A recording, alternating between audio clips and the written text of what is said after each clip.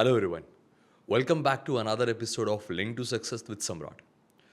दोस्तों ये podcast episode series मेरे लिए, मेरे फ्रेंड्स और फैमिली के लिए अक्सर एक लर्निंग लेसन की तरह उभरे हैं.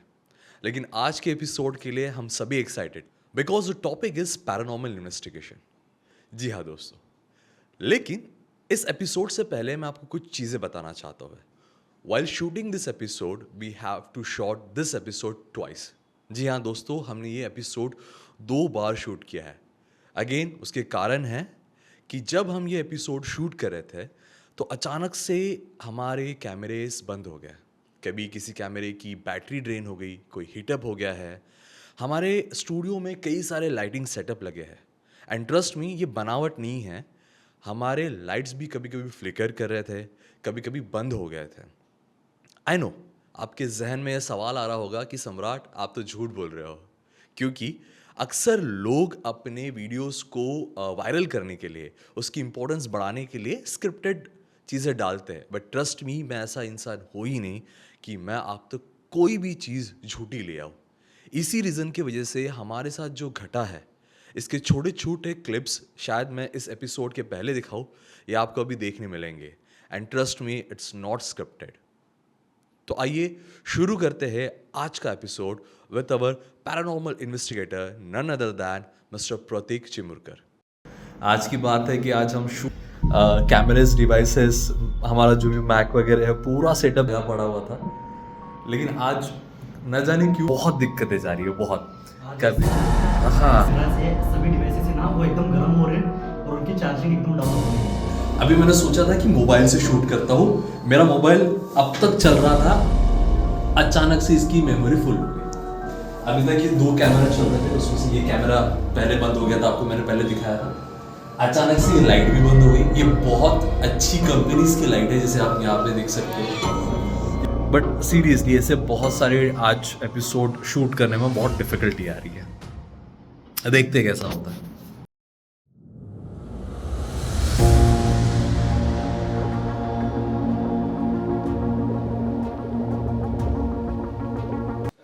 Hello Prateek, welcome back on our podcast episode. I think welcome back इसलिए कहना पड़ रहा है क्योंकि this is the second time we are shooting. First time में क्या हुआ था, शायद से मैंने थोड़ा सा हेड्सअप स्टार्टिंग में दे दिया है.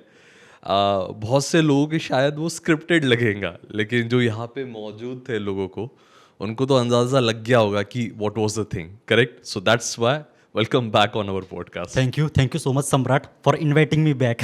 वापस से मुझे बुलाने के लिए आपका बहुत बहुत शुक्रिया. जी. Prateek, let's reshoot the entire episode because बहुत सारे टेक्निकल डिफिकल्टीज आई थी. So again I want you to make our audience known कि हु इज़ प्रतीक. एक आपके बारे में थोड़ा सा इंट्रोडक्शन दे दीजिए. ओके, सो नमस्कार, मेरा नाम Prateek Chimurkar. I am an numerologist, astrologer, palmist, वास्तुशास्त्री, tarot reader, and very interesting paranormal investigator. In simple language, you can also say me as a ghost hunter. That is really fancy term. Paranormal investigator के साथ साथ ghost hunter. There was a movie, एक series आई थी, अगर आप लोगों ने देखी हो, मुझे लगता है काफ़ी ऑडियंस उससे रिलेट कर पाएंगे. घोस्ट हंटर की एक सीरीज आई थी. परफेक्ट. सो प्रतीक, आपने as a paranormal investigator journey किसी ना किसी इंसिडेंट से स्टार्ट की होगी. Yes, correct. Out of the box तो ऐसा नहीं हो गया चलो आज घोस्ट हंटिंग करते हैं, है ना. तो मैं चाहता हूँ कि आपका ऐसा कौन सा वाकया था, ऐसा कौन सा मोमेंट था दैट मेड यू रियलाइज कि ऐसी एक दुनिया होती है और मुझे इसमें आगे कुछ प्रोफेशनली करना है. उसके बारे में थोड़ी इन्फॉर्मेशन दीजिए. So let me tell you, it was all started in 2023. ठीक है, 2023 की बात है जब मैं हॉस्टल में था. सो कोविड जस्ट ख़त्म हुआ था और हमारे जो कॉलेजेस है वो स्टार्ट हुए थे. तो मैं हॉस्टल में गया था. नागपुर में एक बहुत नामांकित हॉस्टल है हमारा, वहाँ पे मैं पढ़ता था, वहाँ पे रहता था. सो फर्स्ट ईयर तो मेरा काफ़ी अच्छे से हुआ था. सेकेंड ईयर भी मेरा बहुत अच्छे से हुआ. Like I was topper in all the semesters. ठीक है, तो कॉलेज में सबका चाहिए था, सभी टीचर्स का फेवरेट, फिर जूनियर्स भी जिसकी सलाह ले, वैसा मैं एक बंदा था. ठीक है, मतलब एकदम सिंसियर, डिसिप्लिन्ड, जो अपने काम से काम रखता हो और मतलब सबके साथ प्यार से रहता हो. सो सब कुछ अच्छे से चल रहा था। उसके बाद ना हमारा हॉस्टल ऐसे डिज़ाइन था कि जो ग्राउंड फ्लोर था वहाँ पे फर्स्ट ईयर रहते थे, फिर जो फर्स्ट फ्लोर था वहाँ पर सेकंड ईयर, और जो सेकंड फ्लोर था वहाँ पर थर्ड ईयर के स्टूडेंट्स रहते थे। तो जस्ट हमारा सेकंड ईयर कंप्लीट हुआ था, और by God's grace and hard work मैंने सेकंड ईयर बहुत अच्छे से किया था, मैं टॉपर आया था। तो उसके बाद जैसे हमने थर्ड ईयर पे एंटर किया था, तो as per the hostel norm हमको भी टॉप फ्लोर पे जाना था। तो टॉप फ्लोर पे ऐसा था कि ऐसे तो सारे रूम्स थे बच्चों के, बीच में थोड़ा सा स्पेस था, मतलब एक बड़ा सा हॉल था, और उसके बाद टॉयलेट्स थे, और उसके बाद एक ऐसे बंद सी रूम रहती थी, ठीक है। तो एज़ यू ऑल नो कि हॉस्टल का जो इन्वायरमेंट होता है वो कैसे होता है, जैसे कि मस्ती मजाक करना, फिर सभी सारी रात जगराते होना, ये होना वो होना। और मुझे लगता है कि लड़कों का हॉस्टल तो वैसे ही आतंक होता है। बहुत ज़्यादा आतंक होता है, ठीक है, ऐसे बहुत हल्ला होता है उसमें। तो मेरा ऐसा था कि अभी मुझे ना थोड़ा सा अकेले में रहना है, और पढ़ना है, और पढ़ाई के साथ साथ और बहुत कुछ करना है। तो इसलिए ना मतलब वो एक पीस की खोज में मैंने हमारे हॉस्टल के रेक्टर्स और बाकी वार्डनर्स को मैंने थोड़ा सा कन्विंस किया कि मुझे वो वाला रूम चाहिए, जो कि काफ़ी दूर भी था, बीच में ऐसे बड़ा सा हॉल था, वॉशरूम्स थे, टॉयलेट्स थे, और उसके बाद में वो रूम था। और वो लाइक कोविड के बाद वो रूम खुला ही नहीं था, मतलब वो उससे पहले भी कई साल तक वो रूम बंद ही था, ठीक है। तो मतलब मेरा वही था इंटेंशन कि वहाँ पे मुझे थोड़ी शांति मिले, थोड़ी प्राइवेसी मिले, और मैं अच्छे से पढ़ पाऊँ। तो फिर वो रूम ले लिया मैंने, वो रूम में गया मैं, वो रूम में मैंने साफ़ सफाई की, और वो रूम में मैं रहने लगा। और जो मेरा सेकेंड ईयर का रूम पार्टनर था, रूममेट, वो भी मेरे साथ इस रूम में आ गया था, क्योंकि उसको मैंने ही लाया था, ठीक है। अब जैसे ये रूम में हम आ गए, न्यू रूम में, उसके बाद ना व्हाट वी कैन से, मेरे लाइफ में ना ऐसे चेंजेस आना स्टार्ट हो गए।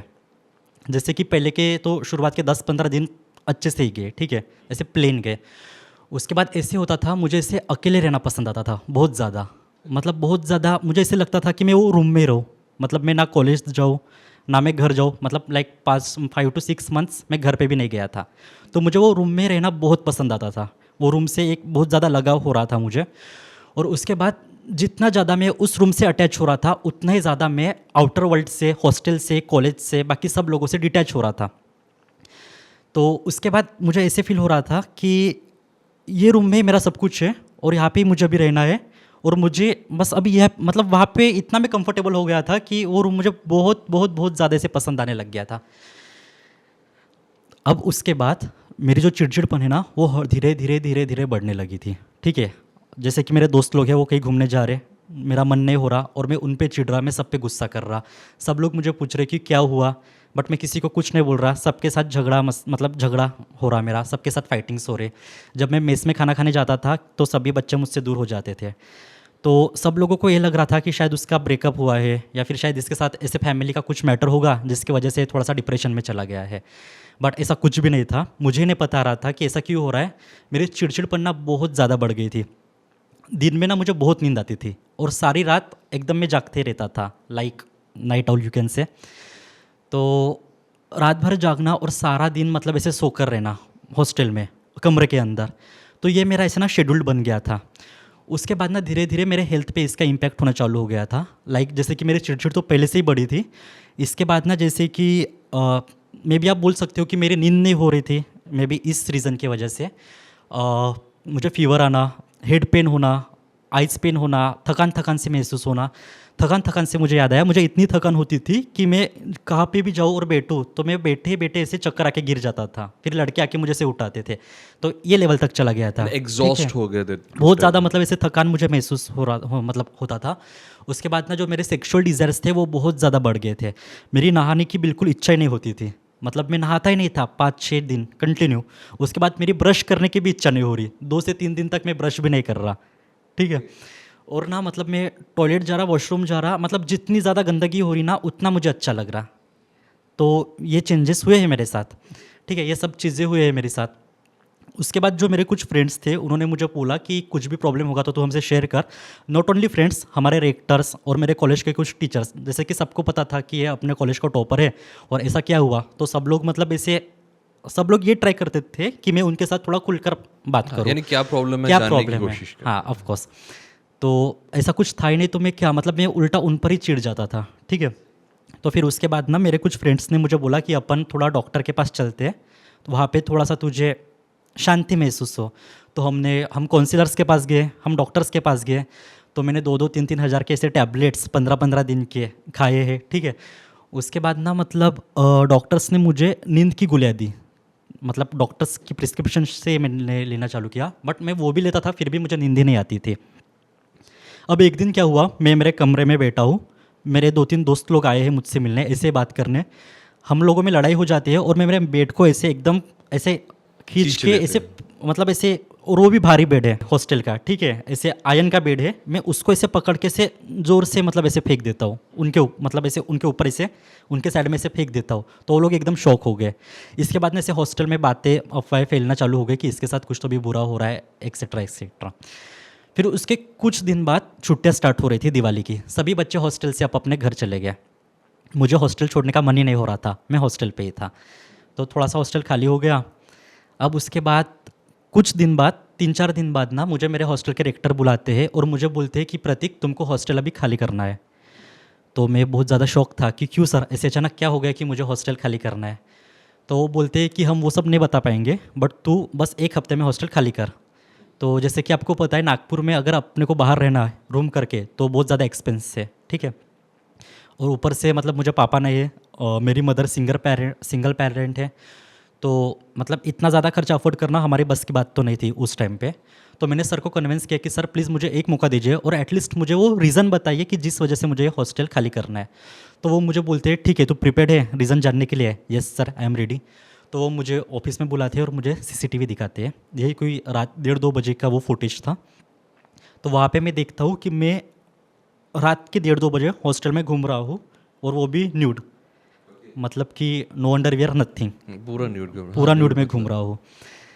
तो इसके बाद ना मैं बहुत ज़्यादा शॉक हो गया और मैं बहुत ज़्यादा डिप्रेस हो गया, ठीक है, मतलब यही मुझे बार बार ख्याल आते थे कि अगर उस टाइम पे हॉस्टल चालू रहता और बाकी के स्टूडेंट्स रहते और कोई मुझे देख लेता इस हालत में या फिर कुछ मिसयूज़ हो जाता तो क्या होता। और ऊपर से मुझे ये भी नहीं समझ में आ रहा था कि ये मैं क्या कर रहा और ये मैं क्यों कर रहा। उसके बाद मैं बहुत शांत हो गया था, ठीक है। अभी मैं मेस में जा रहा और मैं बहुत ज़्यादा खाना खा रहा, जो मेस का स्टाफ है सबको थोड़ा थोड़ा डाउट आना स्टार्ट हो गया था। तो इस टाइम पे ना मेरे 3-4 दोस्त थे जिन्होंने मतलब बहुत ज़्यादा मेरी हेल्प की, मतलब एंड तक वो मेरे साथ रहे। तो उन्होंने मुझे देखा कि मैं कई बार ना सुसाइड अटेम्प्ट्स भी कर रहा उस टाइम पे, तो वो लोग ऐसे रात रात भर जागते थे मेरे लिए, ठीक है। अब मैं सुबह उठ के रूम के बाहर आता मेरे हॉस्टल के, तो मैं देखता कि मेरा जो दरवाजा है ना वहाँ पे काली राई डाली हुई है। तो ये जो मेरे फ्रेंड्स है वो घर पे वगैरह पूछते कुछ टोने टोट के और अच्छा वो अच्छा, तो ट्राई करते आपके थे। ही लोग डाल रहे थे, मुझे हाँ लगा हाँ हाँ किसी ने हाँ, आके डाल तो दिया वहाँ वो पे। ट्राई करते थे, ठीक है। अच्छा। तो ये सब चालू ही था ऐसे। तो उसके बाद मुझे फिर जो नागपुर में एक हॉस्पिटल है, मेंटल हॉस्पिटल ही है प्राइवेट वाला, वहाँ पे मुझे ऐडमिट किया गया। तो वहाँ पे ऐसे हाथ कड़ी पहन के मुझे ऐडमिट किया गया और वहाँ पे मैं बहुत ज़्यादा वॉयलेंट हो रहा। उसके बाद सब लोगों ने मुझे सजेस्ट किया कि प्रतीक तू कुछ दिनों के लिए घर चला जा, थोड़ा सा एनवायरनमेंट चेंज होगा तो तू फ्रेश हो जाएगा। और जो जो वो वीडियोज़ एंड ऑल मैंने देखा था तो उसके बाद मुझे भी लग रहा था कि हाँ अब थोड़ा सा मतलब मुझे शांत और रिलैक्स होने की ज़रूरत है। उसके बाद मैं घर गया, कुछ दिन मैं घर रहा। तो घर पे मतलब मुझे उतना चिड़चिड़ तो नहीं होता था, बट ना ऐसे में शांत हो गया था, बहुत ज़्यादा शांत। तो फिर हमारे प्रैक्टिकल्स आ गए थे पास, तो मैं घर पे और कितने दिन रुकूँ। तो उसके बाद मैं वापस हॉस्टल चला आया। वापस हॉस्टल आने के बाद मतलब मैं किसी से कुछ बोलता ही नहीं था, बस अकेले अकेले में रहना वही स्टार्ट था मेरा। और बस मैं खुद को बहुत ज़्यादा इससे कंट्रोल करने की कोशिश करता था, ठीक है। अब उसके बाद ना हमारी एक टीचर थी जो मेरी बहुत अच्छी फ्रेंड थी। तो मेरे दोस्त ने वो टीचर को बता दिया था कि ऐसी ऐसी बात है। तो टीचर ने बोला कि प्रतीक ना अपन एक बार जाम सावली के टेम्पल जाकर आते हैं। तो मैंने बोला ठीक है मैडम, क्योंकि उस टाइम पे ऐसा था कि अगर कोई कोई भी मुझे सलाह दे रहा है तो वो मैं एक्सेप्ट करने के लिए रेडी हूँ। सही बात, और मरता क्या ना करता वाली हाँ, सिचुएशन थी। वही था। और वो टाइम पे ना मेरे यूरिन में बहुत ज़्यादा मतलब ब्लीडिंग होना भी चालू हुआ था। तो फिर वो मैडम के साथ, जो मैम थी उनकी ना नई नई शादी जुड़ी थी, तो वो मैम के जो पियोन्सी थे वो मैं और वो मैम और मेरा एक दोस्त, हम 4 लोग जाम सावली के टेम्पल चले गए। जाम सावली टेम्पल कहाँ है? और नागपुर के पास है, हनुमान जी का एकदम जागरूक वहाँ पे टेम्पल है, जागरूक थाना है वहाँ पे। और वहाँ पे ना जिस पे भी ऐसे कुछ किया कराया या भूत प्रेत की जो भी प्रॉब्लम्स है तो वो वहाँ यानी पे, सुपर नेचुरल एक्टिविटीज वहाँ पे, तो ठीक। उसके लिए वो फेमस है वो टेम्पल। ओके। तो हम वहाँ पे गए, तो वहाँ पे जैसे ही आरती स्टार्ट हुई मैं ऐसे चिल्लाने लगा, रोने लगा, मुझे कुछ भी समझ नहीं आ रहा। सब कुछ हो गया, सब कुछ हो गया। उसके बाद ना जैसे ही आरती ख़त्म हो गई मैं एकदम ऐसे नीचे गिर गया। अब उसके बाद जस्ट वैसे 10-15 मिनट उन लोगों ने मुझे आराम करने दिया, वो लोग भी मेरे साथ बैठ गए। अब उसके बाद मैं उठ खड़ा हुआ। अब मुझे ना थोड़ा थोड़ा सा ऐसे कॉन्शियसनेस जैसे फील हो रहा था, जो कि पिछले 5-6 महीने में मुझे बिल्कुल फील ही नहीं हो रहा था। तो एक पेट था, वो पेट के नीचे ना एक लाइक 80+ ईयर्स के एकदम एजेड एक ऐसे बाबा जी बैठे थे। तो इतने दिन से ये हो रहा था कि लोग मुझसे पूछने की कोशिश कर रहे थे कि क्या हो रहा है, बट मैं किसी के साथ कोई भी बात नहीं कर रहा। बट उस टाइम पता नहीं क्यों मैं खुद वो बाबा जी के पास गया, बैठा उनके पास, और मैं उनको सब कुछ बताने लगा कि ऐसे ऐसे हो रहा है मेरे साथ, और मैं रोने लगा ताकि मतलब जो मेरा दुख है, जो मेरा डिप्रेशन है वो रिलीफ हाँ, ऐसा निकल जाए ठीक है। तो वो बाबा जी ने मेरी बात बहुत अच्छे से सुनी, और फिर उन्होंने बोला कि कोई बात नहीं, उन्होंने मुझे एक मंत्र दिया और बोला कि तू इस मंत्र का जाप कर, क्योंकि तुम में ना बहुत सारी एनर्जीज है, तो उसको चैनलाइज करना आवश्यक है। तो उन्होंने मुझे एक मंत्र दिया था, वो एक बीज मंत्र था चंडिका का। एंड वेरी सरप्राइजिंगली मैं माता रानी को पहले से ही बहुत ज़्यादा मानता था, तो वो मंत्र मुझे मिल गया। उसके बाद मैंने उस मंत्र की चैंटिंग स्टार्ट की, इवनिंग में, मॉर्निंग में, जैसे मुझे टाइम मिलता था। तो जैसे मैंने वो मंत्र को जपना चालू किया ना, आप बिलीव नहीं करोगे सर कि लाइक जो पहले का प्रतीक था ना, वो धीरे धीरे रिटेन होना स्टार्ट हो गया था, ठीक है। और वो मंत्र जाप की वजह से शायद मतलब मेरे इंट्यूशंस बहुत स्ट्रांग हो रहे थे, और मैं खुश हो रहा था, जो पहले की चीज़ें थी हील हो रहे थे हाँ, मैं हील हो रहा था धीरे धीरे। और उस दिन मतलब उस रात को मुझे इतनी गहरी नींद आई, जो कि पिछले 5-6 महीने में उतनी गहरी नींद मुझे आई नहीं थी। तो जैसे वो मंत्र जाप मैंने स्टार्ट किया, तो मैंने जैसे आपको बोला कि इंट्यूशंस मेरे स्ट्रांग हो रहे थे, तो यही मतलब लोगों को समझने की शक्ति बढ़ रही थी, किसी के बारे में जानने की शक्ति बढ़ रही थी। और ये मेरा ही दिमाग था, ऐसे किसी ने मुझे बोला नहीं था। मैं वो मंत्र को एक पेपर में लिखता था और उसको अपने वाटर बॉटल में डालता था, और दिन भर में वो पानी प्रसाद के रूप में पीता वगैरह था। तो उसके बाद ना जब मैं पूरी तरह से ओके हो गया, तो मैं जामसावली 2-3 बार गया, मतलब कि जिस आदमी ने मुझे हेल्प किया था उससे मुझे मिलने की ऑफकोर्स इच्छा थी, बट वो बाबा जी उसके बाद मुझे कभी मिले ही नहीं वहाँ पे। तो ये इंसिडेंस हुआ था मेरे साथ। तो जैसे मैंने बोला आपको कि मुझे लोगों को जानना समझना ये थोड़ा सा बढ़ गया मेरा, तो इसके बाद मैंने थोड़ा एस्ट्रोलॉजी पढ़ी, पंचांग पढ़ा। फिर इसके बाद मुझे इस विषय में और ज़्यादा अभ्यास करने की इच्छा हुई, फिर मैंने कोर्सेज किए, और आज जो मैं हूँ बस वो बन फाइनली गया। हाँ, पैरानॉर्मल इन्वेस्टिगेटर। तो मैं ये बोलना चाहूँगा कि इस फील्ड को मैंने चूज़ नहीं किया था, इस क्षेत्र ने, इस फील्ड ने मुझे चुना था। Correct correct. अब बहुत कम लोग ही ऐसे होते हैं जो इस फील्ड में जाना चाहते हैं। मुझे नहीं लगता कि सही कहा आपने, कई कई बार ना फील्ड आपको चूज़ करते हैं कि हम कुछ और प्लान करके रखते हैं, लेकिन ऊपर वाले का प्लान कुछ और ही होता है, जो आगे हमें समझ में आता है धीरे धीरे कि ऐसा क्यों हुआ। अभी आपने एक पॉइंट कहा कि आपके रूम के आगे वो राई के दाने डालते हाँ थे। हाँ, उसके पीछे का कोई रीज़न पता है वो क्यों डालते थे? एक्चुअली जो मेरे फ्रेंड्स थे ना, वो अपने घर पे फ़ोन लगा के बताते थे कि ऐसे ऐसे हो रहा, तो उनके घर वाले उनको ऐसे टोने टोट के बताते थे कि आप ये करो वो करो, उसके नहाने के पानी में मंदिर का नींबू ला के ऐसे निचोड़ के डालो, उसको पता नहीं चलना चाहिए। तो वो लोग ये बहुत ज़्यादा फॉलो करते इन्हें थे। ऐसा हाँ, बट मैं एक बात बताना चाहूँगा कि ऑफ कोर्स अगर आज मैं ज़िंदा भी हूँ तो उन 3-4 दोस्तों की वजह से हूँ, क्योंकि उस टफ टाइम में उन्होंने मुझे बहुत संभाला था। जब सभी रिश्ते, सभी फ्रेंड्स जिन्होंने मेरा एक एक करके साथ छोड़ा था, सब डरते थे, दूर होते थे, उस टाइम पे इन 3-4 लोगों ने मुझे बहुत ज़्यादा संभाला था। और एक टाइम पे तो मुझे खुद पे शर्म आती थी कि मेरे वजह से इन लोगों की इन लोगों की हॉस्टल लाइफ और तकलीफ कॉलेज लाइफ ख़राब हो रही है। क्योंकि एक दिन ना दोपहर में मैंने देखा उन लोगों को, तो वो लोग दोपहर में सो रहे, क्योंकि रात भर वो लोग जागे थे। तो थोड़ा सा वो मुझे उनके लिए बहुत बुरा फील होता था। बट येस, मतलब मुझे बोलते हैं ना लगता है दिस इज कि a good platform to thank them yes, कि it is very good platform. और वो होता है ना कि हॉस्टल आपको सही दोस्त देते हैं, तो लाइफ टाइम के लिए, तो वो Correct. मुझे मिले। करेक्ट। प्रतीक, आपने कहा कि आपने astrology, tarot card reading, palm reading, numerology ये सब पढ़ रहे हो यार, कि पढ़ा भी है, पढ़ा है। लेकिन इसके साथ साथ आपने कहा है कि पैरानॉर्मल इन्वेस्टिगेशन के आपने कोर्स किए हैं। हाँ, यार उसके बारे में थोड़े बताइए कि आपने कौन सा कोर्स किया है और कहाँ किया है। तो देखिए, अगर आपको एक certified well trained paranormal researcher बनना है, तो इसके लिए सिर्फ एक कोर्स की आवश्यकता नहीं है। इसके लिए सबसे ज़रूरी है कि आपका साइकिक मीडियम स्ट्रांग होना, मतलब आप कितना ज़्यादा चीज़ों को रिलेट कर पाते हो, इंटीग्रेट करते हो, और आप कितने ज़्यादा मतलब उसका डीप एनालिसिस करते हो, ठीक है।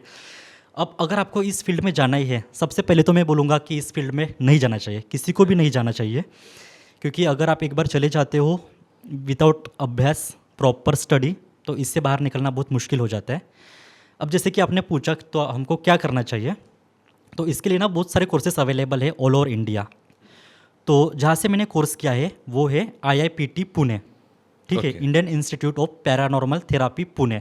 तो वहाँ पे मैंने इसका कोर्स किया है, इसकी ट्रेनिंग ली है। वो लोग बहुत अच्छे से प्रॉपर तरीके से आपको ट्रेनिंग देते हैं, जैसे कि कम्युनिकेशन कैसे करना स्पिरिट्स के साथ, साइंटिफिक अप्रोच कैसे रखना किसी भी चीज़ को लेकर, मिथ्स बस्टिंग, और फिर साइकोलॉजिकल फिनोमिनास, क्योंकि जो होता है ना, मतलब काफ़ी बार अपना जो ह्यूमन ब्रेन है वही हमारे साथ गेम खेल जाता है, ठीक है। करेक्ट। तो जो पैरानॉर्मल एक्टिविटी और साइंटिफिक चीज़ों को लेकर जो मिथ्स से और ह्यूमन साइकोलॉजिकल फैक्ट से, ठीक है, तो इसको कैसे सॉल्व करना और इन दोनों के बीच का डिफरेंस कैसे क्लियर करना, वो लोग बहुत अच्छी तरीके से सिखाते हैं। उसके बाद ना वो लोग ऑनलाइन मॉड्यूल्स लेते हैं, केस स्टडी डिस्कशंस होता है, सेशंस होते हैं, वर्कशॉप्स होते हैं, काफ़ी चीज़ें होती है। तो यानी जैसे कॉलेज में कोई कोर्स होता है, कोई सर्टिफिकेशन, बस उसी तरीके से होता है, बट फील्ड अलग होती है। फील्ड अलग होती है, ठीक है। तो मतलब ये 3 दिन का वर्कशॉप भी होता है, 1 महीने का भी होता है, 3 महीने का भी होता है। जो मैंने किया था वो 6 मंथ्स का था IIPT पुणे में, जो कि IPT द्वारा चलाई जाती है। IPT is Indian paranormal team, ये एक रजिस्टर्ड ग्रुप है, तो ये लोग IIPT चलाते हैं, ठीक है। तो 6 महीने का कोर्स करने के बाद मैंने GIRP, ghost research and investigators of paranormal, ठीक है, यहाँ पे मैंने इंटर्नशिप की 2 महीने की। तो उनके साथ भी काम करने के लिए मुझे बड़ा मज़ा आया। तो GIRP ना एक ब्रांच है IPS का। IPS is very famous, Indian paranormal society, उसी की एक ब्रांच अकेडमी है GIRP। तो IPS को इस्टेब्लिश लेट लेजेंडरी गौरव तिवारी सर ने किया था। तो हाँ, उनकी एक ब्रांच में GRIP में मैंने इंटर्नशिप की थी। इंटर्नशिप की थी। अब गौरव तिवारी का नाम लिया है तो काफ़ी लोग हैं जो उनको जानते हैं। अभी हाल ही में उनके ऊपर एक सीरीज़ भी बनी थी। यस भाई। हाँ भाई, मुझे लगता है ना बहुत अच्छी सीरीज़ थी, और उनके ऊपर भी बहुत कुछ यानी कहानियाँ हैं, सुननी चाहिए। और जो लोग, मुझे लगता है कि इस फील्ड को एज अ प्रोफेशन चूज़ कर रहे हैं, आई थिंक उनके जो ग्रुप्स बना है या उनकी केस स्टडीज़ करने के बाद उनको बहुत हेल्प मिलती होगी। यस, इस फील्ड का मेन फोकस यही है कि आपको एविडेंस एनालिसिस कैसे करना है, फॉरेंसिक स्टडी कैसे करनी है, इसके बाद किसी भी पैरानॉर्मल चीज़ों को लेकर आपको साइंटिफिक अप्रोच कैसे रखना है, साइंटिफिक एनानॉर्मलस रिसर्च कैसे करना है, फिर मिथ्स को कैसे बस्ट करना है, और ह्यूमन साइकोलॉजी जो है हमारी, उसके और पैरानॉर्मल एक्टिविटी के बीच में जो डिफरेंस है उसको क्लियर कैसे करना, ये इसका मेन इंटेंशन, मेन फोकस है। प्रतीक, अभी आपने कहा कि कोई 3 महीने का होता है, कोई 6 महीने का होता है, कोई 1 साल का होता है, शायद कोई 3 साल का भी रहता है, डिप्लोमा, सर्टिफिकेट, ऐसे कोर्सेस। इसका कोई फीस स्ट्रक्चर अंदाजन कि इतना इतना हो सकता हाँ, है? आज की डेट में मिनिमम 10,000 है। मिनिमम 10,000 से लेकर 50,000 1 लाख तक हो जाता है। हो जाता है। हाँ। तो उसमें कुछ ऐसे बुक्स भी होते हैं या कोई ऐसे गैजेट्स भी हमें खरीदने पड़ते हैं, ऐसा हाँ, कुछ? तो वो लोग हमें proper gadgets, tools and equipments को कैसे ऑपरेट करना है इसकी भी ट्रेनिंग देते हैं, ठीक है। तो हाँ, इसमें गैजेट्स भी होते हैं। प्रतीक, अभी आपने ना कुछ पॉइंट्स कहे कि ह्यूमन साइकोलॉजी होती है, ह्यूमन टेंडेंसी होती है, आपके साइकिक पावर भी बहुत मायने रखते हैं इन सब चीज़ों में। तो सबसे मुझे बड़ी बात लगती है कि आप कैसे जानते हो, ठीक है, कि आपके साथ ये भ्रम हो रहा है या रियलिटी? मेरा फर्स्ट क्वेश्चन हुआ है, तो थोड़ा सा इसके बारे में बताइए। तो सबसे पहले मैं ये बोलना चाहूँगा कि अगर आप 100 में से 80 लोगों को खड़ा करते हो तो वो यही बोलेंगे कि ऐसे भूत वगैरह कुछ नहीं होता, ये सब अपना ब्रेन ही होता है या फिर हमारी साइकोलॉजी होती है जो हमारे साथ खेल जाती है, ठीक है। तो इसलिए ये ह्यूमन साइकोलॉजी पैरानॉर्मल कोर्सेज में ऐड किया है। तो इसमें वो आपको ना बहुत डिटेल में और बहुत अच्छे से पढ़ाते हैं। सबसे पहले पेरिडोलिया के बारे में पढ़ाते हैं। Pareidolia means it is the tendency of a brain to create patterns. जैसे कि क्लाउड्स में कभी कभी अपने को फेस दिखता है, अंधेरे में फेस दिखता है, टोस्ट के ऊपर फेस दिखता है, झरने में फेस दिखता है, वाटरफॉल में, है ना। तो पेरिडोलिया, इसका वहाँ पे स्टडी होती है। प्लेसिबो इफेक्ट मतलब विश्वास। अपन वो विश्वास में इतना ज़्यादा बिलीव करते हैं कि वो चीज़ें अपने साथ होने लगती है। मतलब जो भ्रम है वो सच्चाई में बदल जाता है, उसे बोलते हैं प्लेसिबो इफेक्ट। फॉर एग्जांपल, जैसे कोई गांव का आदमी एक डॉक्टर के पास जाता है और डॉक्टर उसको अगर पानी का भी इंजेक्शन देता है तो वो आदमी ठीक हो जाता है, दैट इज़ प्लेसिबो इफेक्ट। इसका वाइस वर्सा है नेसिबो इफेक्ट। नेसिबो इफेक्ट में ऐसे होता है कि जो सच्चाई भी है बट अपन उसको झूठी मानते हैं, अपन उसको एक्सेप्ट नहीं करते। जैसे कि एक दादी अम्मा थी, उनके बेटे की डेथ हो गई थी, बट वो ये मानना ही नहीं चाहते थे कि उनके बेटे की डेथ हो गई। जैसे शाम को उसकी थाली लगाना, उसके कपड़े धोना, उसके कपड़े आयरन करना, मतलब वो इसके लिए रेडी नहीं थे। उसके बाद आपको तो पता है sleep paralysis, multiple personality disorder, psychic shocks, anxiety attacks, तो ये सब वहाँ पे प्रॉपर तरीके से पढ़ाया जाता है। कि इसमें क्या डिफरेंशिएट हाँ। होता है और रियलिटी में क्या होता है। हाँ। लेकिन फिर भी आप कैसे जानते हो कि आपने तो सीख लिया, लेकिन आपके कुछ जैसे ट्रिक्स होगी ना, स्किल्स होगी कि हाँ ये फेक लग रहा है या ये रियलिटी है। तो अगर आप एक प्रॉपर पैरानॉर्मल थेरापिस्ट बन जाते हो, थेरापिस्ट मैंने बोला है, ठीक है, तो मतलब आप ना एक वो स्टेज पे चले जाते हो कि आपको समझ में आ जाता है कि कौन फेक है और कौन सही है, ठीक है। और बहुत लोग फेक नहीं होते हैं, ठीक है, बट वो लोग ना फेक भी नहीं होते, बट वो लोग सच भी नहीं होते। वो स्टेज पे जाते हैं जो स्टेज पे मैं गया था, ठीक है। तो इसके लिए ना पैरानॉर्मल कोर्सेज में आपको एक काउंसलिंग का भी सब्जेक्ट होता है, जहाँ पे आपको ह्यूमन इमोशंस को समझना, मतलब अगर आपके पास कोई इंसान आता है तो उसके इमोशंस को समझना, एम्पैथी, प्राइवेसी और इंटीग्रिटी के साथ उसके बातों को सॉल्व करना, ये भी हमको होता है। मैं आपको एक इंसिडेंस बताना चाहूँगा। एक गाँव का है, थोड़ा सा फनी इंसिडेंस है। वो गाँव में ना एक आंटी थे, तो उन पर ऐसे वो पोजेशन मतलब पोजेस होते थे, ठीक है, उन पे ऐसे भूत प्रेत आता था। तो हम गए थे उनके यहाँ पे उनसे मिलने के लिए, तो सब कुछ हो गया। उसके बाद मैंने उनके सास और जेठानी से बात की, तो उनकी सास और जेठानी का बोलना था कि गांव में जब खेती के काम चालू होते हैं, जो रेनफॉल के बाद जो खेती के मेन पेरनी काम, म्हणतो त्याला आपण ठीक है, मराठीत, हाँ, हाँ। ये जो प्रॉपर काम चालू होते हैं तब भी इस पे भूत प्रेत आते हैं 1-2 महीने के लिए। और जब सब काम खत्म हो जाते हैं, जबकि अभी कुछ करने को नहीं है, अब हमें घर पे रह के आराम करना है, तो इस पे भूत प्रेत नहीं आते, ठीक है।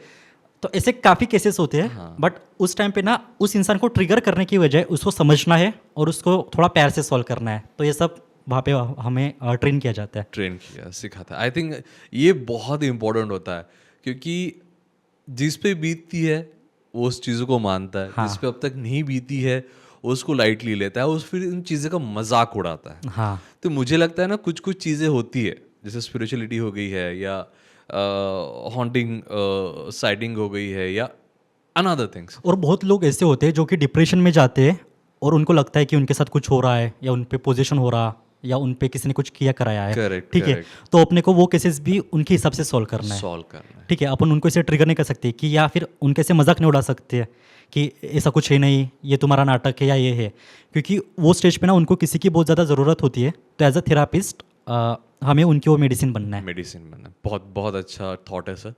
इसके अलावा आपने गैजेट्स, हाँ। मुझे गैजेट्स नाम सुनते डोरेमोन की याद आ गई, पता नहीं क्यों। तो गैजेट्स पैरानॉर्मल एक्टिविटी में मुझे ऐसे नहीं लगता कि उसके स्पेसिफिक कोई गैजेट्स है। हाँ। मुझे ऐसा लगता है ना बहुत सारे साइंटिफिक गैजेट्स है जो इस एक्टिविटी में इन्वॉल्व किए गए हैं as a proven track record. तो मुझे आप थोड़ा उस गैजेट्स के बारे में जानकारी दीजिए और वो कैसे काम करते हैं। सो टू बी वेरी क्लियर, ये जो जितने भी गैजेट्स हैं जो हम यूज़ कर रहे हैं, ये ऐसे कुछ घोस्ट हंटिंग गैजेट्स नहीं है, ठीक है। सबसे पहले तो अपने को समझना कि पैरानॉर्मल क्या है। पैरा मीन्स बियॉन्ड, परे, मतलब फॉर अंडरस्टैंडिंग, पैरा मतलब परे, जो कि नॉर्मल के परे है, विच इज़ बियॉन्ड नॉर्मल, उसको हम पैरानॉर्मल बोल रहे हैं। तो ये पैरानॉर्मल इस मतलब अभी नॉर्मल क्या है, नॉर्मल मतलब क्या होता है, अलग अलग नॉर्मल अलग अलग अलग अलग लोगों के हिसाब से अलग अलग नॉर्मल होता है। जैसे कि अब हम एक मनुष्य है, ह्यूमन है, तो हमारा जो नॉर्मल रेंज है वो अलग है, बाकी लोगों का अलग है। जैसे कि सुनने की कैपेसिटी हमारी, अगर हम फ्रीक्वेंसी में बोलेंगे तो 20 हर्ट्स टू 20,000 हर्ट्स में जो फ्रीक्वेंसी है, इस बीच के वॉइसेस हमें सुनाई सकते हैं। पर इससे परे भी है अल्ट्रासोनिक वॉइसेस, इसके नीचे भी है इंफ्रासोनिक वॉइसेस, वो हम नहीं सुन सकते। सेम जब अपन लाइट की फ्रीक्वेंसी बोलते हैं, जो एक ह्यूमन विजिबल फ्रीक्वेंसी है लाइट की, वो कितनी है, 400 टू 790 टेट्राहर्ट्स में, ठीक है, ये फ्रीक्वेंसी है। और जिसको हम वेवलेंथ में अगर हम उसे मेजर करेंगे तो वो है समथिंग लाइक 380 टू 750 नैनोमीटर के आसपास, ठीक है। तो ये जो गैजेट्स है ना, ये इसके परे काम करता है। मतलब ये गैजेट्स प्रॉपर घोस्ट हंटिंग के लिए नहीं यूज़ होते हैं, ये गैजेट्स जो होते हैं ये इसके परे काम करता है, इसलिए हम इसको पैरानॉर्मल गैजेट्स बोलते हैं। घोस्ट से इसका कोई भी ऐसे इंटीग्रेशन नहीं है, ठीक है। तो जो मैं यूज़ करता हूँ, जो कि बहुत लोगों को पता होगा, सबसे पहले नंबर पे तो है EMF meter, electromagnetic field. EMF is electromagnetic field. 12th standard में जिनका भी साइंस रहा होगा, फिजिक्स में एक एक्सपेरिमेंट्स होता है अपने को बोर्ड्स में, किटोमीटर का, ठीक है। It is simply kitometer, EMF gadget, ठीक है। तो वो ना 3 चीज़ों को ट्रैक करता है। एक होता है इलेक्ट्रॉनिक फील्ड को, दूसरा होता है मैग्नेटिक फील्ड को, और थर्ड होता है रेडियो फ्रिक्वेंसी वेव्स को वो ट्रैक करता है। तो इसमें जब सडन शिफ्ट होता है इलेक्ट्रोमैग्नेटिक एनर्जी में, तो वो उसको स्कैन कर लेता है। दिस इज ईएमएफ, ठीक है। सेकंड है EVP reader. EVP reader is a audio recorder. EVP is electronic voice phenomena. तो जो भी विस्पर्स है, फेंटेड वॉइसेस है, डिसएम्बॉडीड वॉइसेस है, ये इन चीज़ों को रिकॉर्ड करता है, डिटेक्ट कर लेता है। तो डूरिंग एक्सपेरिमेंट हम वो वॉइसेस को सुन नहीं सकते, बट डूरिंग प्लेबैक उसको अपन सुना जा सकता है। कभी कभी ना बहुत सारे वॉइसेस आते हैं जो कि एकदम टैंगल्ड होते हैं, तो जो ईवीपी रिकॉर्डर होता है, ईवीपी रीडर होता है, वो उन वॉइसेस को डिस्टिंग्विश करता है और अपने को उसको समझने में सरलता जाती है। थर्ड नंबर पे मैं जो यूज़ करता हूँ वो है temperature metre. Temperature metre is a infrared thermometer जो कि सडन शिफ्ट ऑफ टेम्परेचर को रिकॉर्ड कर लेता है। इसके बाद अब दो इंस्ट्रूमेंट्स में और यूज़ करता हूँ, जो मतलब जिनका तो इनके साथ कुछ ज़्यादा कुछ ये नहीं है, लिंकेज नहीं है। वो है tarot cards, RWS Rider Waite के मैं यूज़ करता हूँ, और एक है डाउजिंग पेंडुलम। अब जब सॉरी, आखिरी वाला कौन सा बोला? Dowsing pendulum. Dowsing pendulum. हाँ, तो अभी तक जो 3 गैजेट्स थे, EMF, EVP और टेम्परेचर मीटर, ये थोड़ा साइंटिफिक टूल्स थे।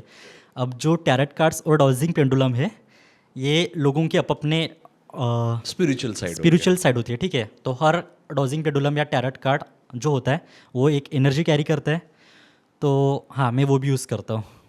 यानी इसके अलावा भी और सारे गैजेट्स होते होंगे, लेकिन ये 5 गैजेट्स है जो आप टॉप यूज हाँ, करते इसके अलावा भी है, जैसे कि थर्मल कैमराज है, स्पिरिट बॉक्सेस है, बट आज तक मैंने वो यूज़ नहीं किए, ना ही सीखा है उनके बारे में, सीखूंगा आगे। तो मुझे एक क्वेश्चन इसमें था कि जो पेंडुलम आपने कहा, हाँ, उसका मेजर पर्पस क्या? चलो, टैरो कार्ड रीडिंग का हमने बहुत बार देखा है कि उसको चार्ज करते हैं। आजकल तो बहुत सारे यूट्यूब चैनल्स भी आ गए कि वो रीडिंग दिखाते हैं, लेकिन ये पेंडुलम के बारे में थोड़ा सा बताइए कि क्या पर्पस है उसका। सो मेनली जो डाउजिंग पेंडुलम होता है ना, वो येस और नो में आंसर करने के लिए हेल्प होता है, ठीक है। मतलब वो 80% उसका यूज़ वही है कि वो येस और नो में आंसर करता है।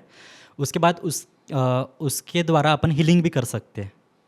हीलिंग जो होता है, मतलब किसी प्लेस की हीलिंग है या अपनी चक्रास हीलिंग है। जैसे आपने देखा होगा जो रेखी वाले होते हैं, जो क्रिस्टल्स वगैरह देते हैं, वो लोग भी डाउजिंग पेंडुलम यूज़ करते हैं, ठीक है। तो वही कि वो डाउजिंग पेंडुलम ना आपके साथ लिंक होना चाहिए ताकि वो आपके साथ कम्युनिकेट करे, प्रॉपर कम्युनिकेशन हो आपका उसके साथ, वो आपके ऑर्डर को माने। तो वो है। तो इन शॉर्ट हम ये कहेंगे कि it's kind of a crystal जिसको एज अ पेंडुलम यूज करते हैं, और बस क्रिस्टल होता है या फिर स्टोन्स होते हैं, अलग अलग होते हैं। अलग अलग क्रिस्टल से जरूरी नहीं, स्टोन भी हो सकता स्टोन भी हो सकता है, रुद्राक्ष भी हो सकता है, या फिर रुद्राक्ष भी हो हाँ, या फिर जो कोड़ी होती है ना, मराठी में कोड़ी बोलते हैं, इन हिंदी आई डोंट नो। बहुत लोग तो वो यूज़ करते हैं, मतलब जो मैजिक्स में वगैरह, वो जो गेम खेलने के लिए हाँ, आती हाँ, थी हाँ, वो of हाँ, course। वो देखिए व्हाइट कलर की होती White है, कलर की होती शायद से सी में मिलती है वो, हाँ हाँ, if I am not wrong, है ना? जैसे कि वो जो गोधन पूजा वगैरह होती है, तो वो काउस के गले में वगैरह वो काउस के बांधा गले में जाता है, वगैरह होते हाँ, हैं, अच्छा, उसको भी एज अ चैनल उसको करके भी हाँ, यूज कर use सकते हैं। करते हैं। परफेक्ट। यानी मुझे लगता है ना, बहुत सारी ऐसी चीजें हैं जो यूज की जा सकती है इन डेली लाइफ में भी। मुझे ऐसा लगता होगा कि बहुत सारे ऐसे अवेलेबल हो गए, लेकिन हमें नहीं पता। हाँ, तो ये तो शस्त्र हो गए जिसको हम चलाते हैं, बट मुझे ऐसे लगता है कि मे बी यहाँ पे मैं थोड़ा सा गलत हो सकता हूँ, क्योंकि पैरानॉर्मल मतलब ये है कि आप साइंटिफिक कितना इस चीज़ को लेकर चलते हैं, बट ना इसके साथ साथ ना मैं बाकी चीज़ें भी प्रैक्टिस करता हूँ, जो कि मैंने एक गुरु के माध्यम से सीखा है, गुरु के शरणागत में सीखा है, गुरु कृपा से, गुरु साधना से वो चीज़ें मैंने सीखी है। तभी तो बोलते हैं ना कि तंत्र, मंत्र और यंत्र, इन तीनों को अगर आप लेकर चलते हो तो वो केस को सॉल्व करना बहुत ईजी हो जाता है हमारे लिए। प्रति, कभी केसेस की बात निकली है तो मैं जानना चाहता हूँ कि वैसे तो आपके पास ऑब्वियसली बहुत सारे केसेस होंगे जो आपने सॉल्व किए हैं या देखे होंगे, लेकिन मैं जानना चाहता हूँ सबसे पहले कि आपका पहला केस क्या था, फर्स्ट एक्सपीरियंस। जो मेरा फर्स्ट केस था वो हमारे एक रिलेटिव्स के घर का है। तो ऑफ कोर्स मतलब पहला केस तो मेमोरेबल होता ही है, और ये पहली केस में मेरी इतनी फटी थी कि मैंने केस ही सॉल्व नहीं किया था, मैं भाग गया था, ठीक है। तो हमारे एक रिलेटिव है, अंकल और आंटी एजेड है, तो उनके ना एक बेटे की डेथ हो गई। यंग था उनका लड़का, जैसे कि मतलब शादी की उम्र का होगा। तो उनके घर पे ना कुछ ऐसे अजीब व करीब चीज़ें होती थी। तो वो जो अंकल आंटी है, उनकी लड़कियां भी घर पे आती थी, तो वो रुकते नहीं थे, उनके बच्चे भी नहीं स्टे करते थे, क्योंकि रात में उनके बच्चे सो गए तो बच्चों के ऐसे नींद में दचक जाना, या फिर आजू बाजू के जो घर थे उनको ऐसे आवाज़ें आना। तो उस एरिया में ना वो भैया का बहुत ज़्यादा आतंक हो गया था। जैसे रात को 10 बजे के बाद कोई एरिया में निकलता नहीं था और सुबह 6 बजे से पहले कोई निकलता ही नहीं था। तो इसके बाद उनकी जो सिस्टर थी, मतलब जो भैया की डेथ हो गई थी, उनकी सिस्टर ने मेरे सिस्टर से थोड़ा कांटेक्ट किया और बोला कि तुम लोग आ सकते हो क्या। तो मैं, मेरी सिस्टर और मेरी नानी, हम 3 लोग रिलेटिव के घर गए। नानी और सिस्टर इसलिए आए थे क्योंकि वो हमारे रिलेटिव ही थे। तो हम उनके घर गए। उसके बाद ना दिन भर मैं उनके घर पे हूँ दोपहर 12 बजे से, तो मुझे कुछ खास फील ही नहीं हो रहा। मतलब मैं बहुत ज़्यादा वो कोशिश कर रहा कि मुझे कुछ तो फील हो, तो मुझे मतलब कोई इंट्यूशन नहीं आ रहा, कुछ फील नहीं हो रहा। फिर उसके बाद मैंने अपने जो गैजेट्स है उनको थोड़ा वहाँ पे ऑपरेट किया, तो वो भी कुछ खास रिस्पॉन्स नहीं दे रहे। उसके बाद मैंने डॉजिंग पेंडुलम को निकाला और उसको मैं पूछ रहा, तो वो भी मतलब उतना कुछ कम्युनिकेशन नहीं कर रहा मेरे साथ।